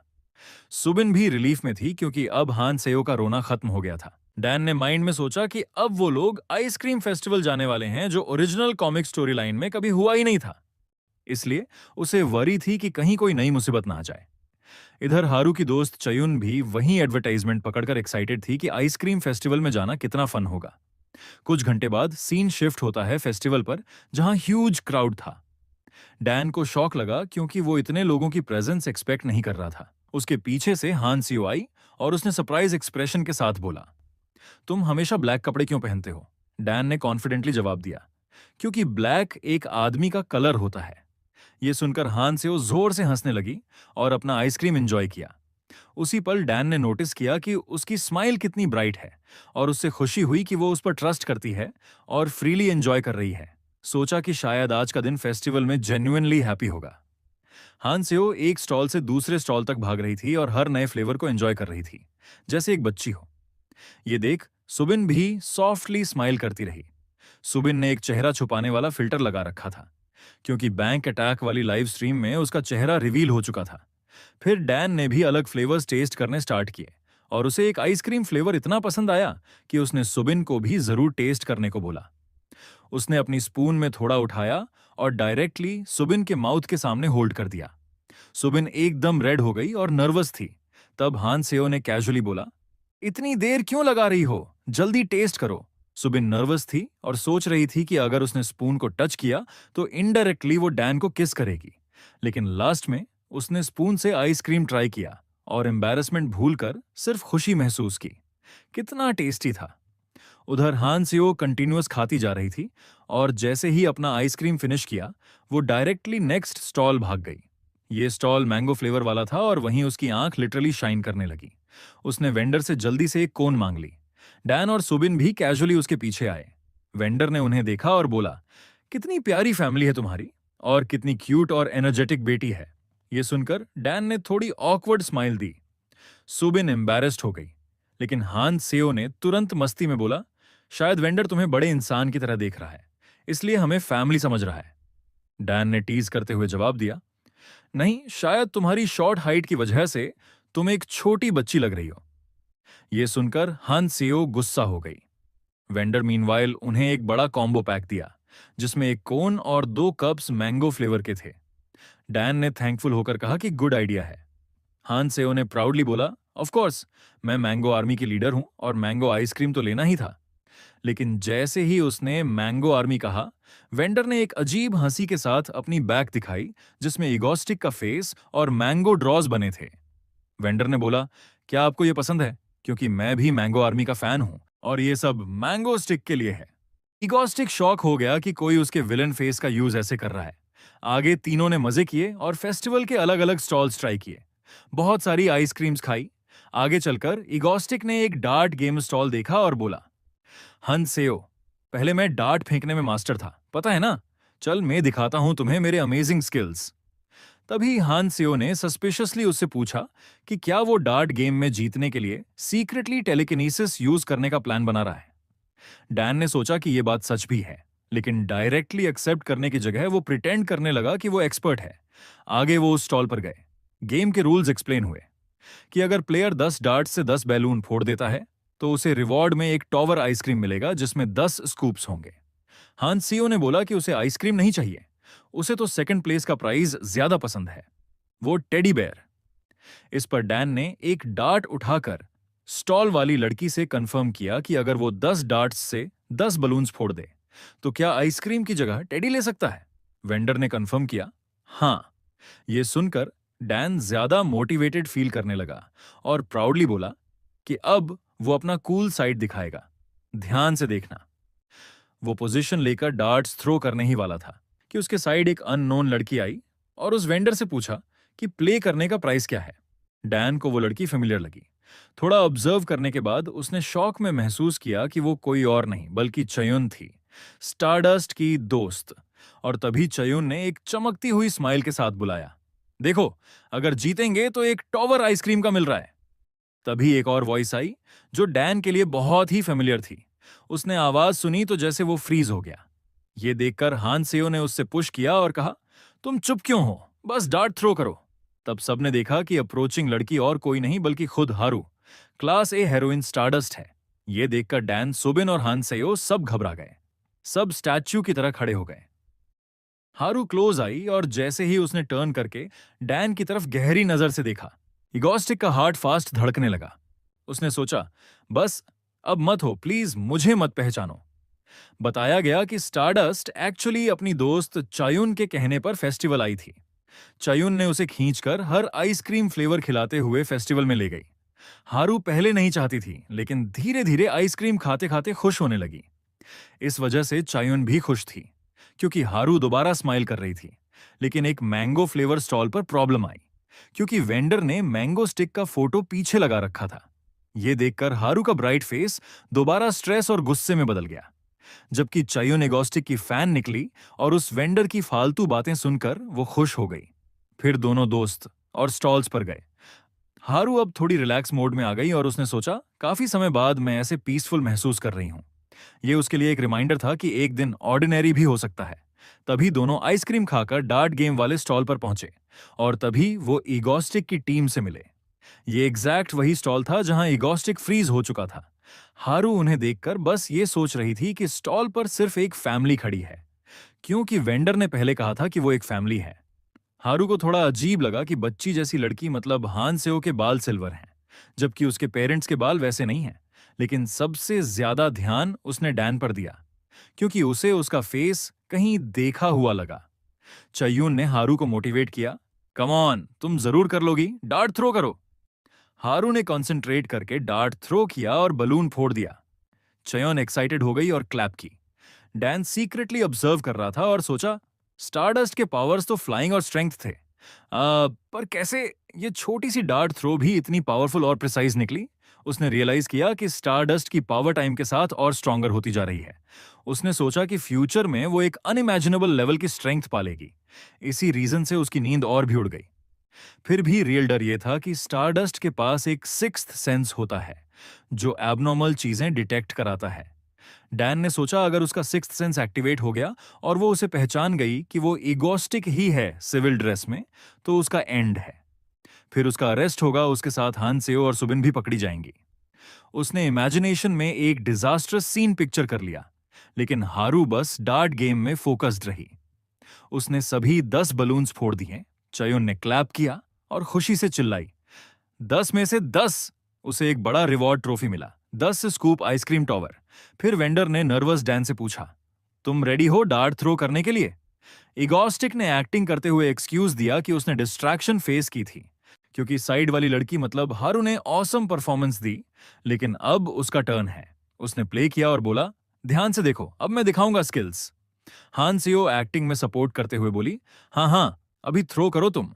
डैन नर्वस था और सोचा सबसे बेस्ट सेफ मूव ये है कि वो डार्ट्स रैंडमली थ्रो कर दे विदाउट टेलीकिनेसिस, ताकि किसी को शक ना हो और वो जल्दी से निकल जाए। उसने सारे 10 डार्ट्स एक साथ रैंडम फेंक दिए और शॉकिंग रिजल्ट ये था कि लक से वो 10 के 10 बलून्स फोड़ गया। डैन खुद डिसबिलीफ में फ्रीज हो गया और सबसे डेंजरस पॉइंट ये था कि हारू की फ्रेंड चायुन ने उसे कॉम्प्लीमेंट किया। हारू ने बस उसे ऐसे घूरा जैसे कोई डिटेक्टिव शक से देख रहा हो। डैन सुपर अनकंफर्टेबल और डर गया। वेंडर ने कहा, कॉन्ग्रैट्स, और टेडी बेयर प्राइज लेकर आई। पर जैसे ही वो प्राइज देने वाली थी, पूरी इगोस्टिक की टीम पैनिक में वहां से भागने लगी। प्राइज लेना इंपॉर्टेंट नहीं था, स्टारडस्ट को शक ना हो ये उनका मेन गोल था। वेंडर ने उनकी जगह टेडी हारू को हैंडओवर कर दिया और हारू ने बोला कि वो अगले टाइम उनको दे देगी। हारू की फ्रेंड चायुन एक्साइटेड हो गई और अपनी 10 स्कूप आइसक्रीम टावर ले जा रही थी। पर उस मोमेंट एक एक्सीडेंट हुआ। उसकी 10 स्कूप आइसक्रीम टावर ऊपर के बोर्ड से टकराई। उसका बैलेंस बिगड़ गया और उसने टावर आइसक्रीम नीचे गिरा दिया। डैन ने सिचुएशन देखकर टेंस होकर सोचा, अगर मेरे साइड कोई आइसक्रीम बॉल टच हो गया तो डायरेक्ट कांटेक्ट होगा और सिचुएशन डेंजरस बन जाएगी। मुझे किसी भी तरह अवॉइड करना होगा। डैन अभी किसी भी हालत में बचने के लिए अपने अंदर एक ऐसी स्किल रिलीज करता है जो उसने खुद भी पहले नहीं जानी थी, एक तरह की वेलोसिटी एबिलिटी। उसने अपनी स्पीड का इस्तेमाल करके सारे आइसक्रीम बॉल्स को डॉज कर लिया ताकि कोई भी उस पर न गिरे और वो स्टारडस्ट और उसकी दोस्त चयुन के साथ कांटेक्ट में ना आए। ये काम उसने सच में कर दिखाया और एंड में जमीन पर गिर पड़ा। इस सीन ने हानसियो, सुबिन और चायुन तीनों को चिंता में डाल दिया और वो तुरंत उसके पास दौड़े। चायुन ने माफी मांगते हुए डैन से उसका फोन नंबर मांगा ताकि कम से कम वो उसके गंदे हुए क्लोथ्स को लॉन्ड्री में साफ करवा सके। लेकिन डैन यही तो नहीं चाहता था कि वो इन लोगों के साथ डायरेक्ट कनेक्शन में आए। इसलिए तुरंत उठकर उसने हल्की सी मुस्कान के साथ कहा कि चिंता मत करो, मैंने बस थोड़ा एग्जैजरेट कर दिया, गलती मेरी ही है। और तुरंत उसने हानसियो और सुबिन से कहा कि जल्दी से किसी और जगह निकलते हैं। लेकिन हानसियो और सुबिन इस वक्त स्टारडस्ट और उसकी दोस्त पर नाराज थीं कि उन्होंने डैन को गिरने पर मजबूर कर दिया। वो एस्केप प्लान ही भूल गईं। इगोस्टिक के मन में इरिटेशन आया और उसने सोचा, अगर ये ऐसे चलता रहा तो हम तीनों मर जाएंगे। उस वक्त उसने उन्हें फिर से चलने को कहा। तभी अचानक एक बड़ा धमाका हुआ। पूरा माहौल लाल रोशनी और गर्मी से भर गया। लोग फेस्टिवल के बीच डर से भागने लगे। स्मोक और ब्लास्ट के अंदर से एक बड़ी भयानक फिगर नजर आई। एक ए क्लास विलेन, क्रोकोडाइल मैन। उसका पूरा शरीर स्केल्स और खून जैसे भरे पैटर्न से ढका था। वो जोर से चिल्ला रहा था और सीधे स्टारडस्ट को ललकार रहा था कि बाहर निकलो। डैन ने तुरंत जल्दी से हानसियो और सुबिन को पकड़कर भीड़ से दूर ले गया। लेकिन उसके मन में कंफ्यूजन भी थी, क्योंकि कॉमिक की ओरिजिनल कहानी के हिसाब से क्रोकोडाइल मैन अभी अपीयर ही नहीं होना चाहिए था। उधर स्टारडस्ट ने भी अपनी दोस्त चायुन को पकड़कर क्राउड से दूर खींचा। उसका चेहरा पूरी तरह डिटर्मिनेशन से भरा था। डैन ने अपने माइंड में कैलकुलेशन की, अगर हारू अभी एसोसिएशन जाकर अपना परसेप्शन फिल्टर लेती है और फिर लौटेगी तो बहुत देर हो जाएगी। तब तक कई लोग मर जाएंगे और मैं उसे जानता हूं, स्टारडस्ट लोगों को बचाने के लिए अपनी आइडेंटिटी रिवील करने से भी पीछे नहीं हटेगी। इगोस्टिक को याद आया कि ओरिजिनल कॉमिक में भी ऐसा हुआ था। जब एक लड़ाई में स्टारडस्ट बिना फिल्टर लड़ी, लोग उसे पहचान गए और उसकी जिंदगी दुख और तकलीफों से भर गई। यही टाइमलाइन वो अवॉइड करना चाहता था। इसलिए उसने सोचा, किसी भी हालत में मैं नहीं चाहूंगा कि स्टारडस्ट यहां अपनी आइडेंटिटी रिवील करे, चाहे मेरी जान ही क्यों ना चली जाए। इतना सोचकर इगोस्टिक ने एक जोरदार चिल्लाहट के साथ अपनी टेलीपोर्टेशन एबिलिटी एक्टिवेट की और हानसेयो और सुबिन को इमेंस एफर्ट से ईगो बेस पहुंचा दिया। वहां पहुंचकर उसने तुरंत नॉर्मल कपड़े उतारकर विलन कॉस्ट्यूम इगोस्टिक पहन लिया और बोला कि वो वापस फेस्टिवल जाएगा। हानसेयो ने डर और चिंता से पूछा, क्या करने जा रहे हो? डैन ने काल्मली रिप्लाई दिया, मैं जाकर इस परेशानी को खत्म करूंगा। तुम बस यहां से ट्रांसमिशन कंट्रोल करना और मुझे सपोर्ट देना। हानसेयो की आंखों में साफ चिंता दिख रही थी। फेस्टिवल में क्रोकोडाइल मैन गुस्से से दहाड़ते हुए फिर स्टारडस्ट का नाम पुकार रहा था। उसी वक्त लाउड स्पीकर पर एक आवाज गूंजी। ये ईगोस्टिक की थी। उसने ऑडियंस से अनाउंस किया, अब असली विलन आया है, शहर का सबसे डरावना विलन। ईगोस्टिक ने पूरे ड्रामेटिक स्टेज एंट्री में क्रोकोडाइल मैन को कहा, तू बेवकूफ है जो मेरे टेरिटरी में आया है, अब इसकी कीमत चुकाएगा। पूरा सीन लाइव ब्रॉडकास्ट हो रहा था। लोग कमेंट्स में पागल हो रहे थे। उन्होंने लिखा, मैंगो स्टिक वापस आ गया। कुछ ने बोला, ये एंट्री तो विलन की नहीं हीरो की है। ईगोस्टिक ने एक क्रीपी स्माइल के साथ क्रोकोडाइल को कहा, तूने यहां आकर गलती की, अब मैं खुद तुझे मारूंगा। उधर स्टारडस्ट चयून के साथ छुप गई थी। उसने कैलकुलेट किया कि हीरो एसोसिएशन बहुत दूर है और फिल्टर लेने का समय नहीं। उसका दिल गुस्से और मजबूरी से भर गया। उसने सोचा, मैं हीरो बनी थी लोगों को बचाने के लिए, ना कि ऐसे वक्त भागकर छुपने के लिए। अगर मेरी आइडेंटिटी रिवील भी हो गई तो कोई फर्क नहीं पड़ता, मैं लड़ूंगी। उसने बाल खोल दिए और खुद को प्रिपेयर कर रही थी फाइट के लिए। लेकिन तभी पास खड़े कुछ लड़के अपने फोन को देखकर बोले, देखो ईगोस्टिक लाइव आ गया है। ये सुनकर हारू थोड़ी हैरान हुई। लगभग बिना फिल्टर ही निकलने वाली थी। उधर ईगोस्टिक गुस्से में था। उसे इरिटेटिंग लग रहा था कि क्रोकोडाइल हारू को मजबूर कर सकता है आइडेंटिटी रिवील करने के लिए। उसने रिजॉल्व किया, मैं उसका सामना करूंगा। मैं इस हंगामे में हारू की असली पहचान सामने आने नहीं दूंगा। ईगोस्टिक ने क्रोकोडाइल से डायरेक्टली कन्फ्रंट करके कहा, अब सामना कर मुझसे, मैं सबसे बड़ा विलन हूं। क्रोकोडाइल कंफ्यूज होकर बोला, इतना अक्कड़ मत दिखा। मैंने बस न्यूज में सुना है कि तू स्टारडस्ट के साथ फ्लर्ट करता फिरता है। ऑडियंस हंसी रोक नहीं पाई और कमेंट्स तेजी से आने लगे। क्रोकोडाइल जेलस फैन निकला स्टारडस्ट का। क्रोकोडाइल अचानक कूदकर ईगोस्टिक पर टूट पड़ा। वो बिल्डिंग पर चढ़ने लगा जहां ईगोस्टिक खड़ा था। पहुंचते ही उसने सीधा ईगोस्टिक पर हमला कर दिया, लेकिन ईगोस्टिक ने तुरंत टेलीपोर्ट करके सेफ स्पॉट ले लिया। क्रोकोडाइल गुस्से में लगातार पीछा करता रहा। ईगोस्टिक ने टेलीपोर्ट करके एक किक उसके सिर पर मारी और बोला, याद रखना, टेलीपोर्टेशन मास्टर का नाम ईगोस्टिक है। उसने एक भारी टेलीकिनेसिस मेटल बॉल भी उस पर फेंकी। क्रोकोडाइल उसे मारने की कोशिश करता है, लेकिन वो बार बार टेलीपोर्ट करके बच जाता है। क्रोकोडाइल गुस्से में चिल्लाया, तू इरिटेटिंग मॉस्किटो जैसा है, अगर मर्द है तो सामने आकर फेस टू फेस लड़। ईगोस्टिक ने मजाक उड़ाते हुए कहा, मैं विलन हूं, बेवकूफ नहीं कि खड़े होकर तुझसे मार खाऊं। लेकिन जैसे ही उसने कहा, मैं विलन हूं, कमेंट्स में फिर सवाल उठे, तू विलन नहीं हीरो है। विलन होते तो क्रोकोडाइल को रोकने नहीं आते। ईगोस्टिक फ्रस्ट्रेटेड हो गया। सिचुएशन को कंट्रोल करने के लिए उसने क्रोकोडाइल से कहा, ठीक है रुक, थोड़ी बात करते हैं। सरप्राइजिंगली क्रोकोडाइल रुक कर सुनने लगा। ईगोस्टिक ने उससे पूछा, तू मुझ पर बिना रीजन क्यों अटैक कर रहा है, मैंने तुझे क्या किया? क्रोकोडाइल मैन ने गुस्सा दबाते हुए कहा, रीजन सिंपल है, मैं यहां स्टारडस्ट के लिए आया हूं और तू बीच में इंटरफियर कर रहा है, और तू स्टारडस्ट में बहुत इंटरेस्ट दिखा रहा है, इसलिए तू मेरा दुश्मन है। ये लॉजिक सुनकर ईगोस्टिक और दर्शकों दोनों को बहुत अजीब लगा। उन्हें ऐसा महसूस हुआ जैसे ये कोई लव ट्रायंगल है, लेकिन बहुत ही अजीब, क्योंकि दोनों विलन्स एक हेरोइन में रुचि रखते हैं। जब लोग कमेंट्स कर रहे थे, क्रोकोडाइल ने आगे जोड़ा कि वो सिर्फ इसी वजह से उसका एनिमी नहीं है, बल्कि ईगोस्टिक ने एंट्री करते वक्त उसे पर्सनली मारने की धमकी भी दी थी। ईगोस्टिक पहले कंफ्यूज हुआ, लेकिन क्रोकोडाइल ने एग्जैक्ट वो लाइन रिपीट की जो ईगोस्टिक ने कहा था, मैं तुझे पर्सनली खुद मार दूंगा। ईगोस्टिक को थोड़ा याद आया और नर्वस होकर बोला कि उसने वो बात सीरियसली नहीं कही थी, वो बस उसके थोड़े मजे ले रहा था। ये सुन क्रोकोडाइल और गुस्से में भर गया। उसने गरज कर कहा कि अब वो बिल्कुल भी दया नहीं दिखाएगा और ईगोस्टिक को खत्म कर देगा। क्रोकोडाइल मैन ने अपना मुंह खोला और अपनी पावर बढ़ाई। अचानक उसके मुंह में एक बड़ा आग का गोला बनने लगा। ये देखकर ईगोस्टिक ने तुरंत पहचान लिया कि ये वही सीक्रेट टेक्निक है जो उसने कॉमिक में देखी थी। ईगोस्टिक नाम बोलने ही वाला था कि क्रोकोडाइल ने अपना फुल पावर अटैक लॉन्च किया। एक जबरदस्त पानी की लहर जैसा ब्लास्ट जिसने पूरे एरिया को ढक लिया। नॉर्मल इंसान के लिए इससे बचना इम्पॉसिबल था, लेकिन ईगोस्टिक ने अपनी टेलीपोर्टेशन एबिलिटी से 1 सेकंड में डॉज कर लिया और क्रोकोडाइल के पीछे लैंड किया। ईगोस्टिक ने कहा कि अगर ये टेक्निक उसे हिट कर जाती तो वो इंस्टेंट मर जाता।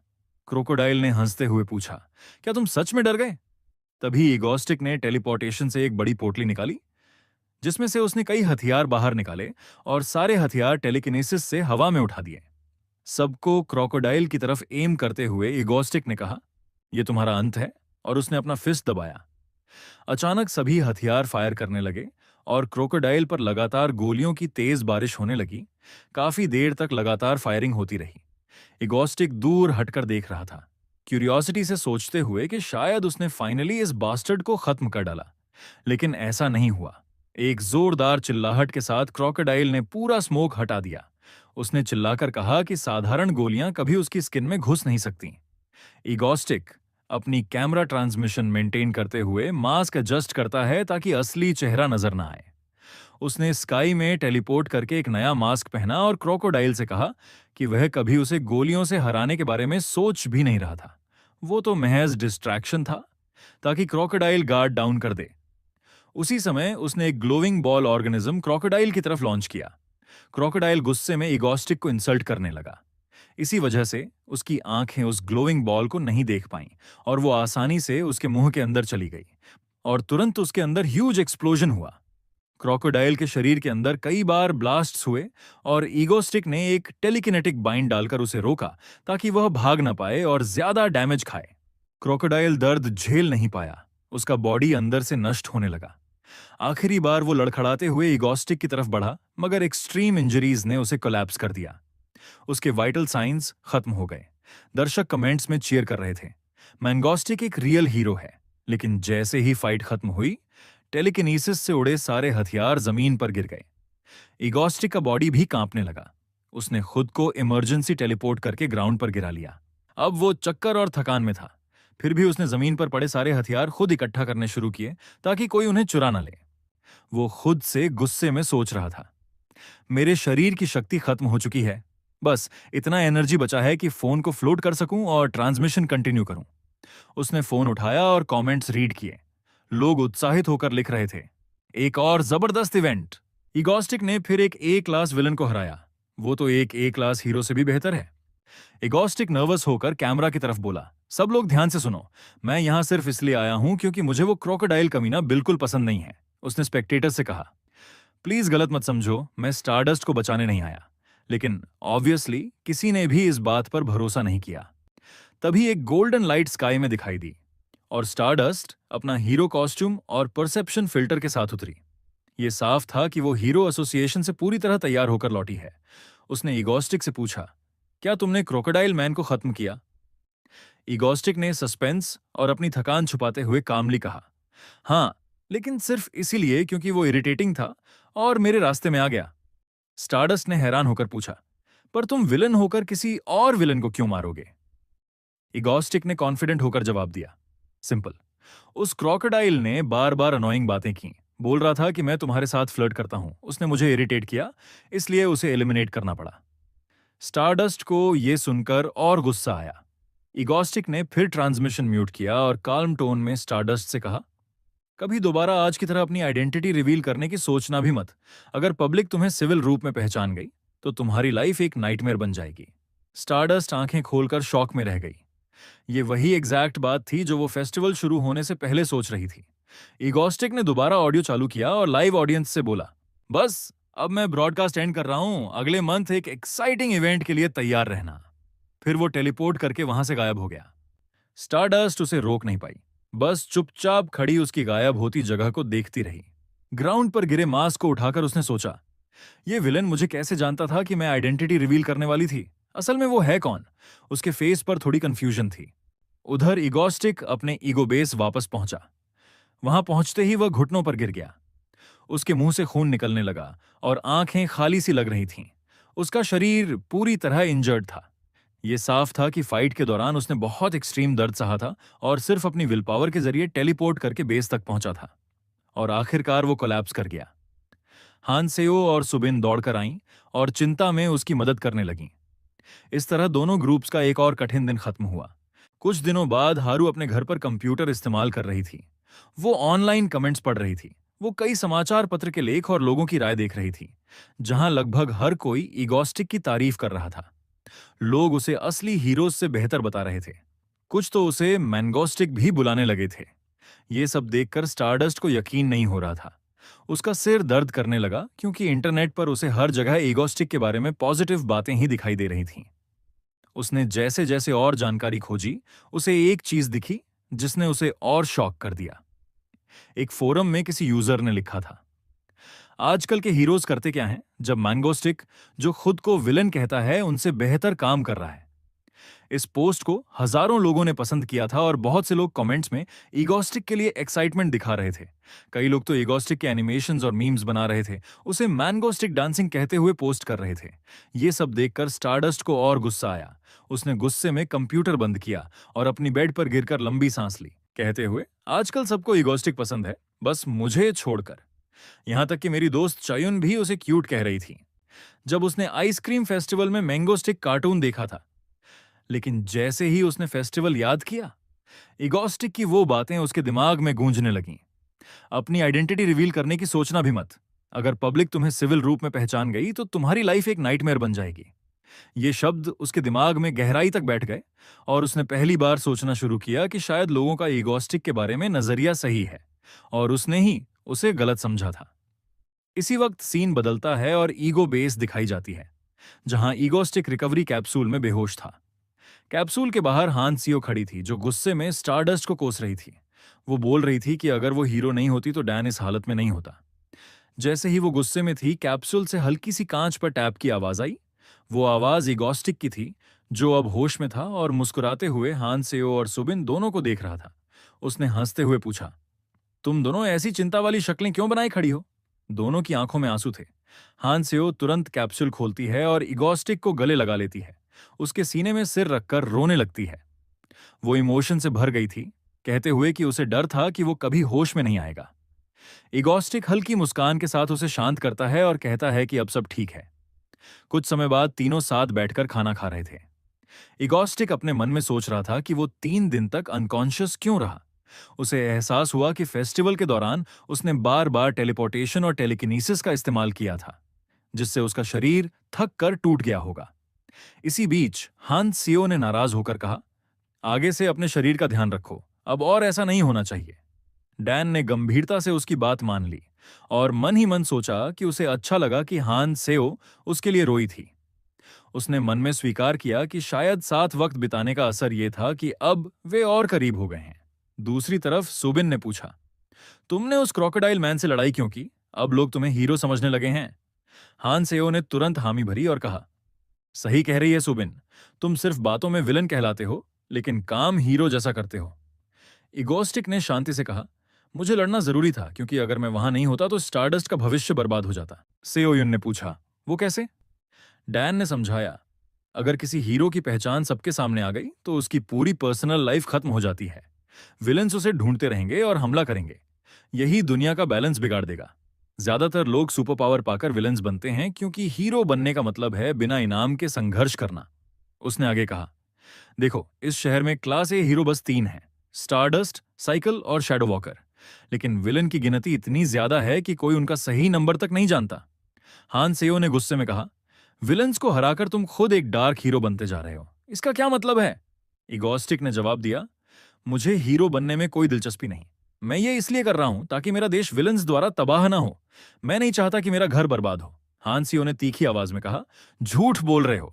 सच्चाई तो यह है कि तुम वो चमकदार बालों वाली हेरोइन स्टारडस्ट को लाइक करते हो। यह सुनकर डैन थोड़ा डर गया और बोला, ऐसे शब्द मत बोलो, कुछ बेहतर शब्द इस्तेमाल करो। दोनों के बीच माहौल थोड़ा टेंशन वाला हो गया। तभी सुबिन ने माहौल संभालने के लिए कहा, हांसियो, क्या तुमने उसे बताया जो हमने बात की थी जब वो बेहोश था? हांसियो को याद आया कि वो तो बताना भूल ही गई थी। गुस्सा हटाते हुए उसने मुस्कुराकर कहा, सही समय है बताने का। अब गर्मी आने वाली है, क्यों ना हम सब बीच ट्रिप पर चलें। डैन के चेहरे पर नई चमक आई। उसने कहा, अच्छा आइडिया है, मैं तैयार हूं। हांसियो खुशी से झूम उठी। डैन ने मुस्कुराते हुए कहा, लेकिन उससे पहले एक आखिरी विलन अटैक करेंगे, ऐसा जो पूरे शहर में डर फैला दे और सबको दिखा दे कि मैं विलन हूं, हीरो नहीं। असल में इगोस्टिक का असली मकसद स्टारडस्ट की पावर को फिर से बढ़ाना था, ठीक जैसे ट्रेन इंसिडेंट में हुआ था। वो सोच रहा था कि अगर भविष्य में फिर से कोई क्रोकोडाइल जैसा विलन आ गया तो स्टारडस्ट को और ताकतवर बनना पड़ेगा। हान सेओ ने प्लेफुल अंदाज में पूछा, अगर हम मदद करें तो क्या सच में बीच ट्रिप पर चलोगे? इगोस्टिक ने मुस्कुराकर अपनी छोटी उंगली उठाई और बोला, मैं प्रॉमिस करता हूं हम बीच ट्रिप पर जरूर जाएंगे। हांसियो खुशी से उछल पड़ी और बोली, प्रॉमिस तोड़ना मत। फिर वो आइडियाज बोर्ड लेकर प्लानिंग में लग गई। उसने कहा, इस बार का अटैक जमीन पर नहीं होगा, बल्कि पानी या हवा में होगा, कुछ ऐसा जिसकी किसी को उम्मीद भी ना हो। इगोस्टिक ने जोर से हंसते हुए कहा, दोनों आइडियाज गजब के हैं, अब ऊपर वाला ही चुनने में मदद करे। वो पागल की तरह हंस पड़ा। ये देखकर सुबिन थोड़ी चिंतित हुई और पूछा, तो डिसाइड किया क्या? इगोस्टिक ने गहरी आवाज में जवाब दिया, अगला टेरर अटैक एक एयरप्लेन पर होगा, एक प्लेन जो लोगों से भरा होगा और सीधे समुद्र में क्रैश करेगा। इस सोच पर इगोस्टिक और हानसेओ दोनों की आंखों में एक जैसी दीवानगी चमक उठी। दोनों ने ईविल लाफ की, सोचते हुए कि उनका अगला प्लान कितना बड़ा होगा। कुछ समय बाद सीन बदलता है। एक एयरप्लेन में, जिसने अभी हाल ही में उड़ान भरी थी, यात्रियों में बच्चे, युवा और बड़े सब थे, जो आराम से सफर का आनंद ले रहे थे। लेकिन अचानक प्लेन की सारी लाइट्स बुझ गईं। चौंकाने वाली बात यह थी कि किसी ने पैनिक नहीं किया। सब हंसते हुए कहने लगे, अरे वाह, लाइट्स बंद होने से तो आसमान और खूबसूरत दिख रहा है। मगर तभी उनकी सीट के सामने लगी स्क्रीन्स एक साथ ऑन हो गईं।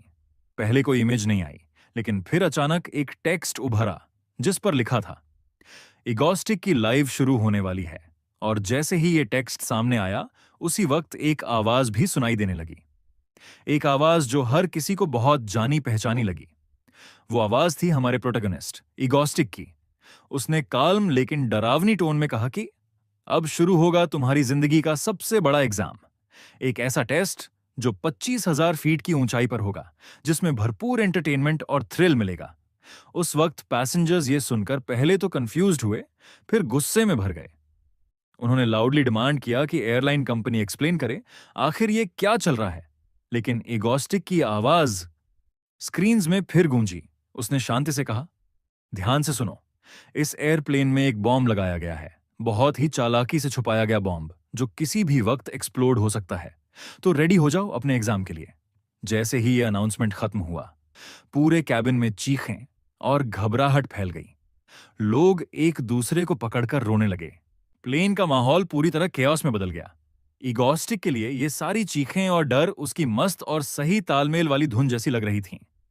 वो ब्रॉडकास्ट में हंसते हुए बोला कि अब एग्जाम ऑफिशियली शुरू होने वाला है। प्लेन के अंदर केओस फैल चुका था। कोई समझ नहीं पा रहा था क्या करना है। तभी अचानक हर सीट की स्क्रीन पर इगोस्टिक का चेहरा दिखने लगा। उसने ठंडे लेकिन भारी टोन में सबको आदेश दिया, चुप रहो और ध्यान से सुनो। उसकी वॉइस सुनते ही लोग डर के मारे साइलेंस में आ गए और स्क्रीन्स को घूरने लगे। इगोस्टिक ने बोला कि एग्जाम शुरू होने से पहले कुछ रूल्स होंगे। सबको अपने फोन्स निकालकर एयरप्लेन मोड पर रखना होगा। जैसे ही पैसेंजर्स ने ऐसा किया, सभी के फोन्स पर एक मैसेज आया इगोस्टिक की ओर से। उसमें लिखा था कि इस टेस्ट में 10 क्वेश्चंस होंगे। अगर कोई एक व्यक्ति भी सारे 10 सही जवाब दे देता है तो प्लेन का बॉम्ब डीएक्टिवेट हो जाएगा। लेकिन अगर कोई भी सभी सवाल सही नहीं कर पाया तो पूरे प्लेन के साथ बॉम्ब एक्सप्लोजन होगा और सबकी मौत हो जाएगी। सब लोग शॉक में थे। ये सुनकर डर और डिसबिलीफ से भरे हुए फेसेस चारों ओर थे। तभी इगोस्टिक ने और ऐड किया, अगर किसी ने चीटिंग करने की कोशिश की या फिर बोलने की हिमाकत की तो वो एग्जाम से एलिमिनेट हो जाएगा और तुम सबकी सर्वाइवल चांस घट जाएगी। इतना कहकर इगोस्टिक ने पहला क्वेश्चन भेजा, टाइटैनिक के एक लाइफ बोट में कितने लोग बैठ सकते थे? उसने पैसेंजर्स को सिर्फ 60 सेकंड दिए जवाब के लिए। प्लेन का माहौल टेंस हो गया। कई लोग तो आंसर जानते ही नहीं थे।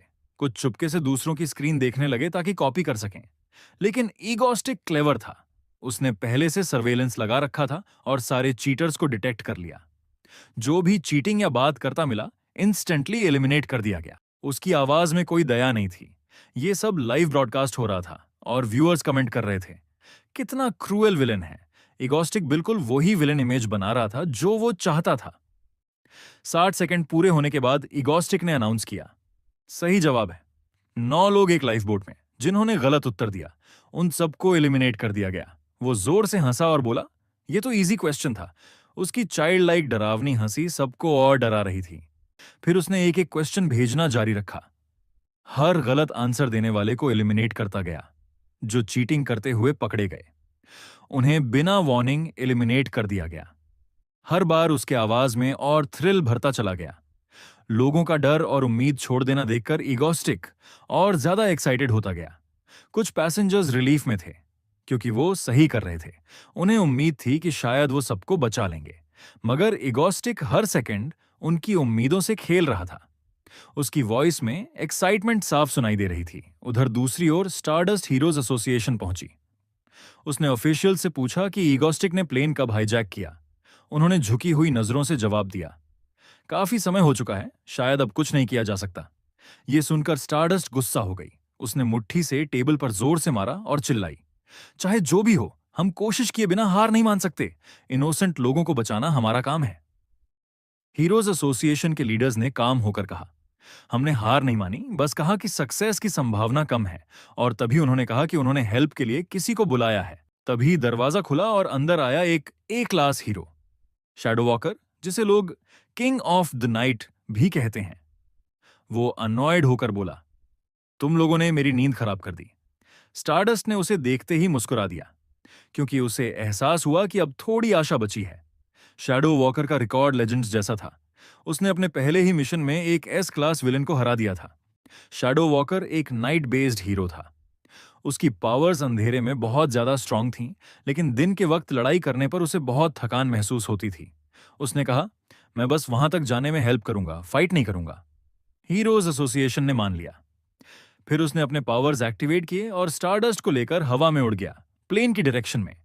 लेकिन दिन के टाइम एनर्जी ज्यादा खर्च होने की वजह से वो बीच रास्ते में ही थक गया और एक बिल्डिंग की सीढ़ियों पर गिर पड़ा।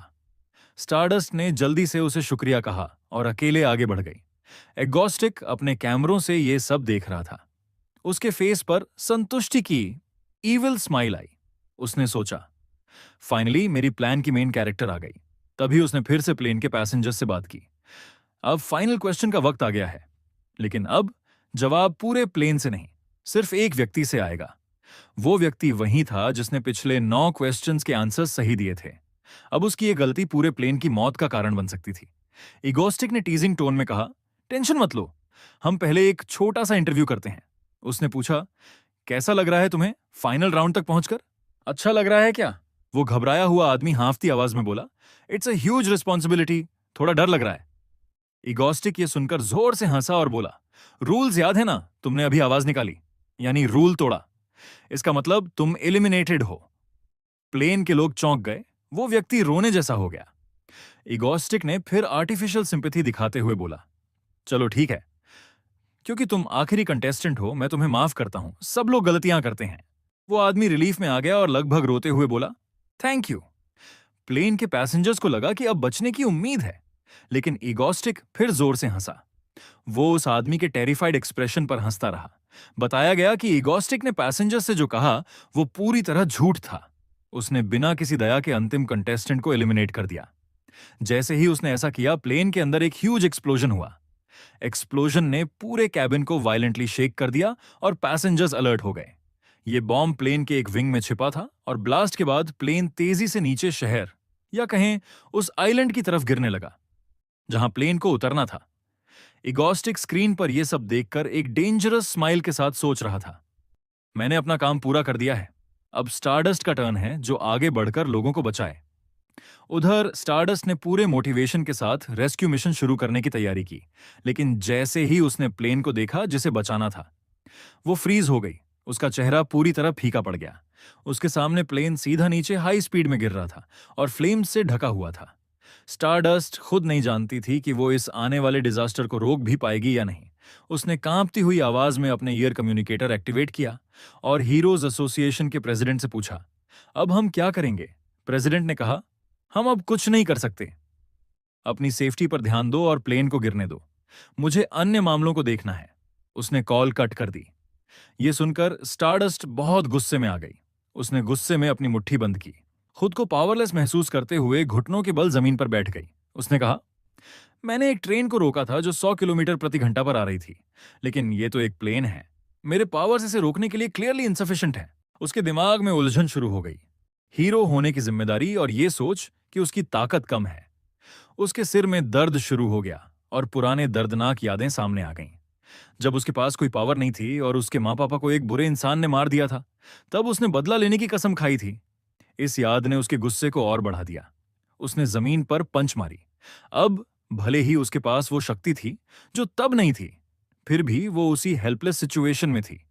उसकी आवाज टूटती सी लगी, रोने के करीब, और उसकी आंखों में डेस्परेशन साफ दिख रहा था। वहीं इगोस्टिक अपने चिल्ड मूड में ईगो बेस पर बैठा था और सोच रहा था, ये एयरप्लेन अटैक तो पिछले अटैक से आसान था, घर बैठे कर दिया। लेकिन तभी हांस सीओ ने चिंता जताते हुए कहा, कुछ गड़बड़ है। स्टारडस्ट वहां पहुंच गई है लेकिन वो कुछ नहीं कर रही। इगोस्टिक ने शॉक्ड होकर स्क्रीन की तरफ देखा और चिल्लाकर पूछा, मेरी स्टारडस्ट के साथ क्या हो रहा है? उसने नोट किया कि स्टारडस्ट के कान में कम्युनिकेटर है। उसके माइंड में एक आइडिया आया।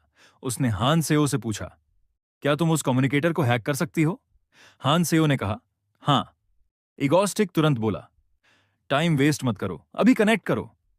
कुछ ही सेकंड में हान सियो ने स्टारडस्ट के कम्युनिकेटर को हैक कर लिया और उसमें कंट्रोल हासिल कर लिया। इगोस्टिक ने स्टारडस्ट को सीधे कहा, हेलो, मैं हूं ए क्लास विलन इगोस्टिक। स्टारडस्ट उसकी वॉइस सुनते ही गुस्से से भर गई और उसे इंसल्ट करने लगी कि उसने टेरर अटैक किया है।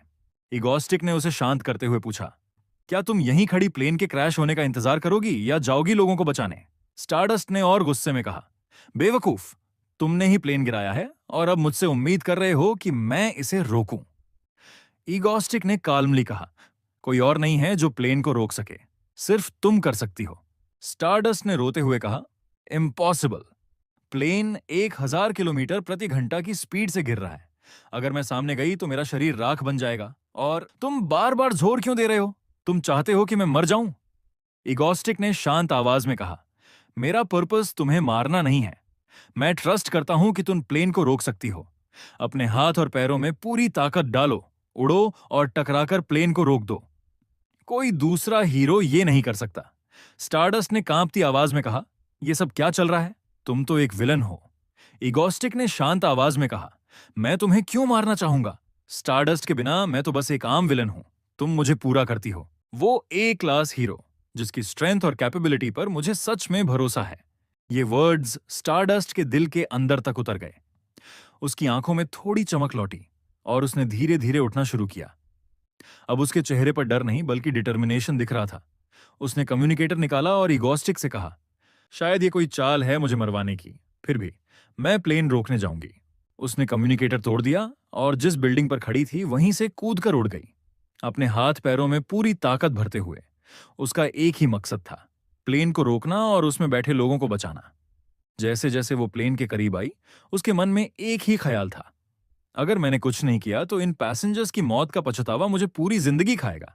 उसे विश्वास नहीं हो रहा था कि ये मोटिवेशन उसे एक विलन उसके दुश्मन इगोस्टिक से मिली है।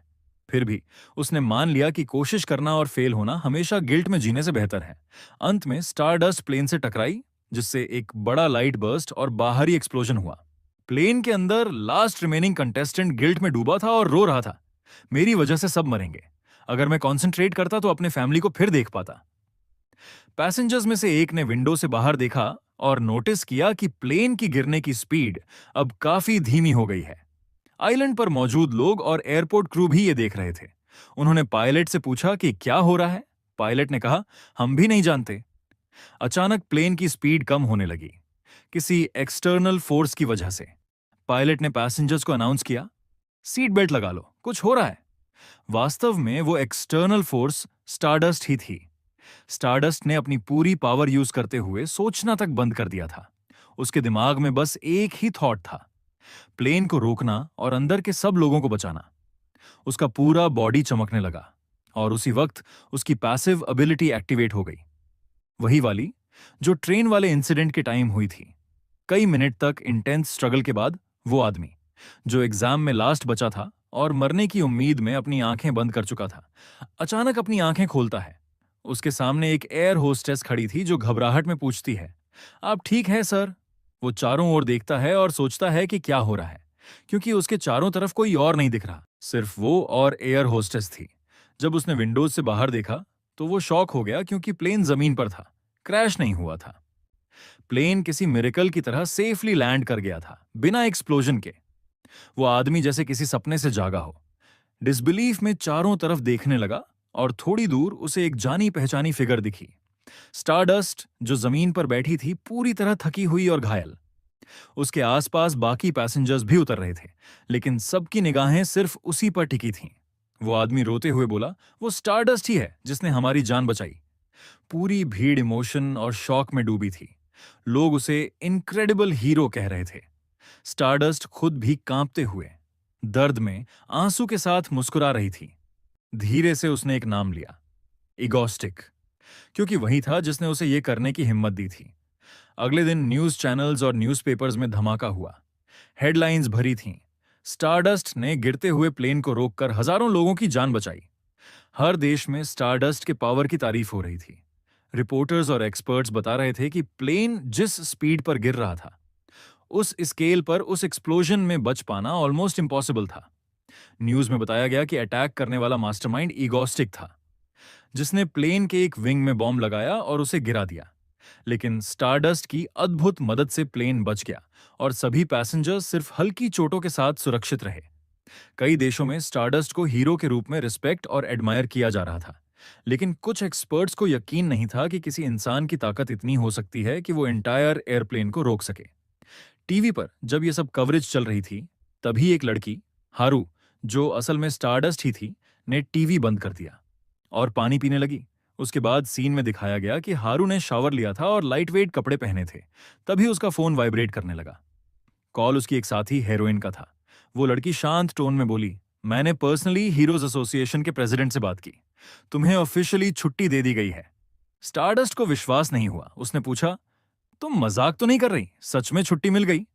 दूसरी तरफ से आवाज आई, सच में, कल तुम पूरे दिन आराम कर सकती हो। मैं भी छुट्टी पर हूं तो सोचा साथ बाहर घूमने चलते हैं।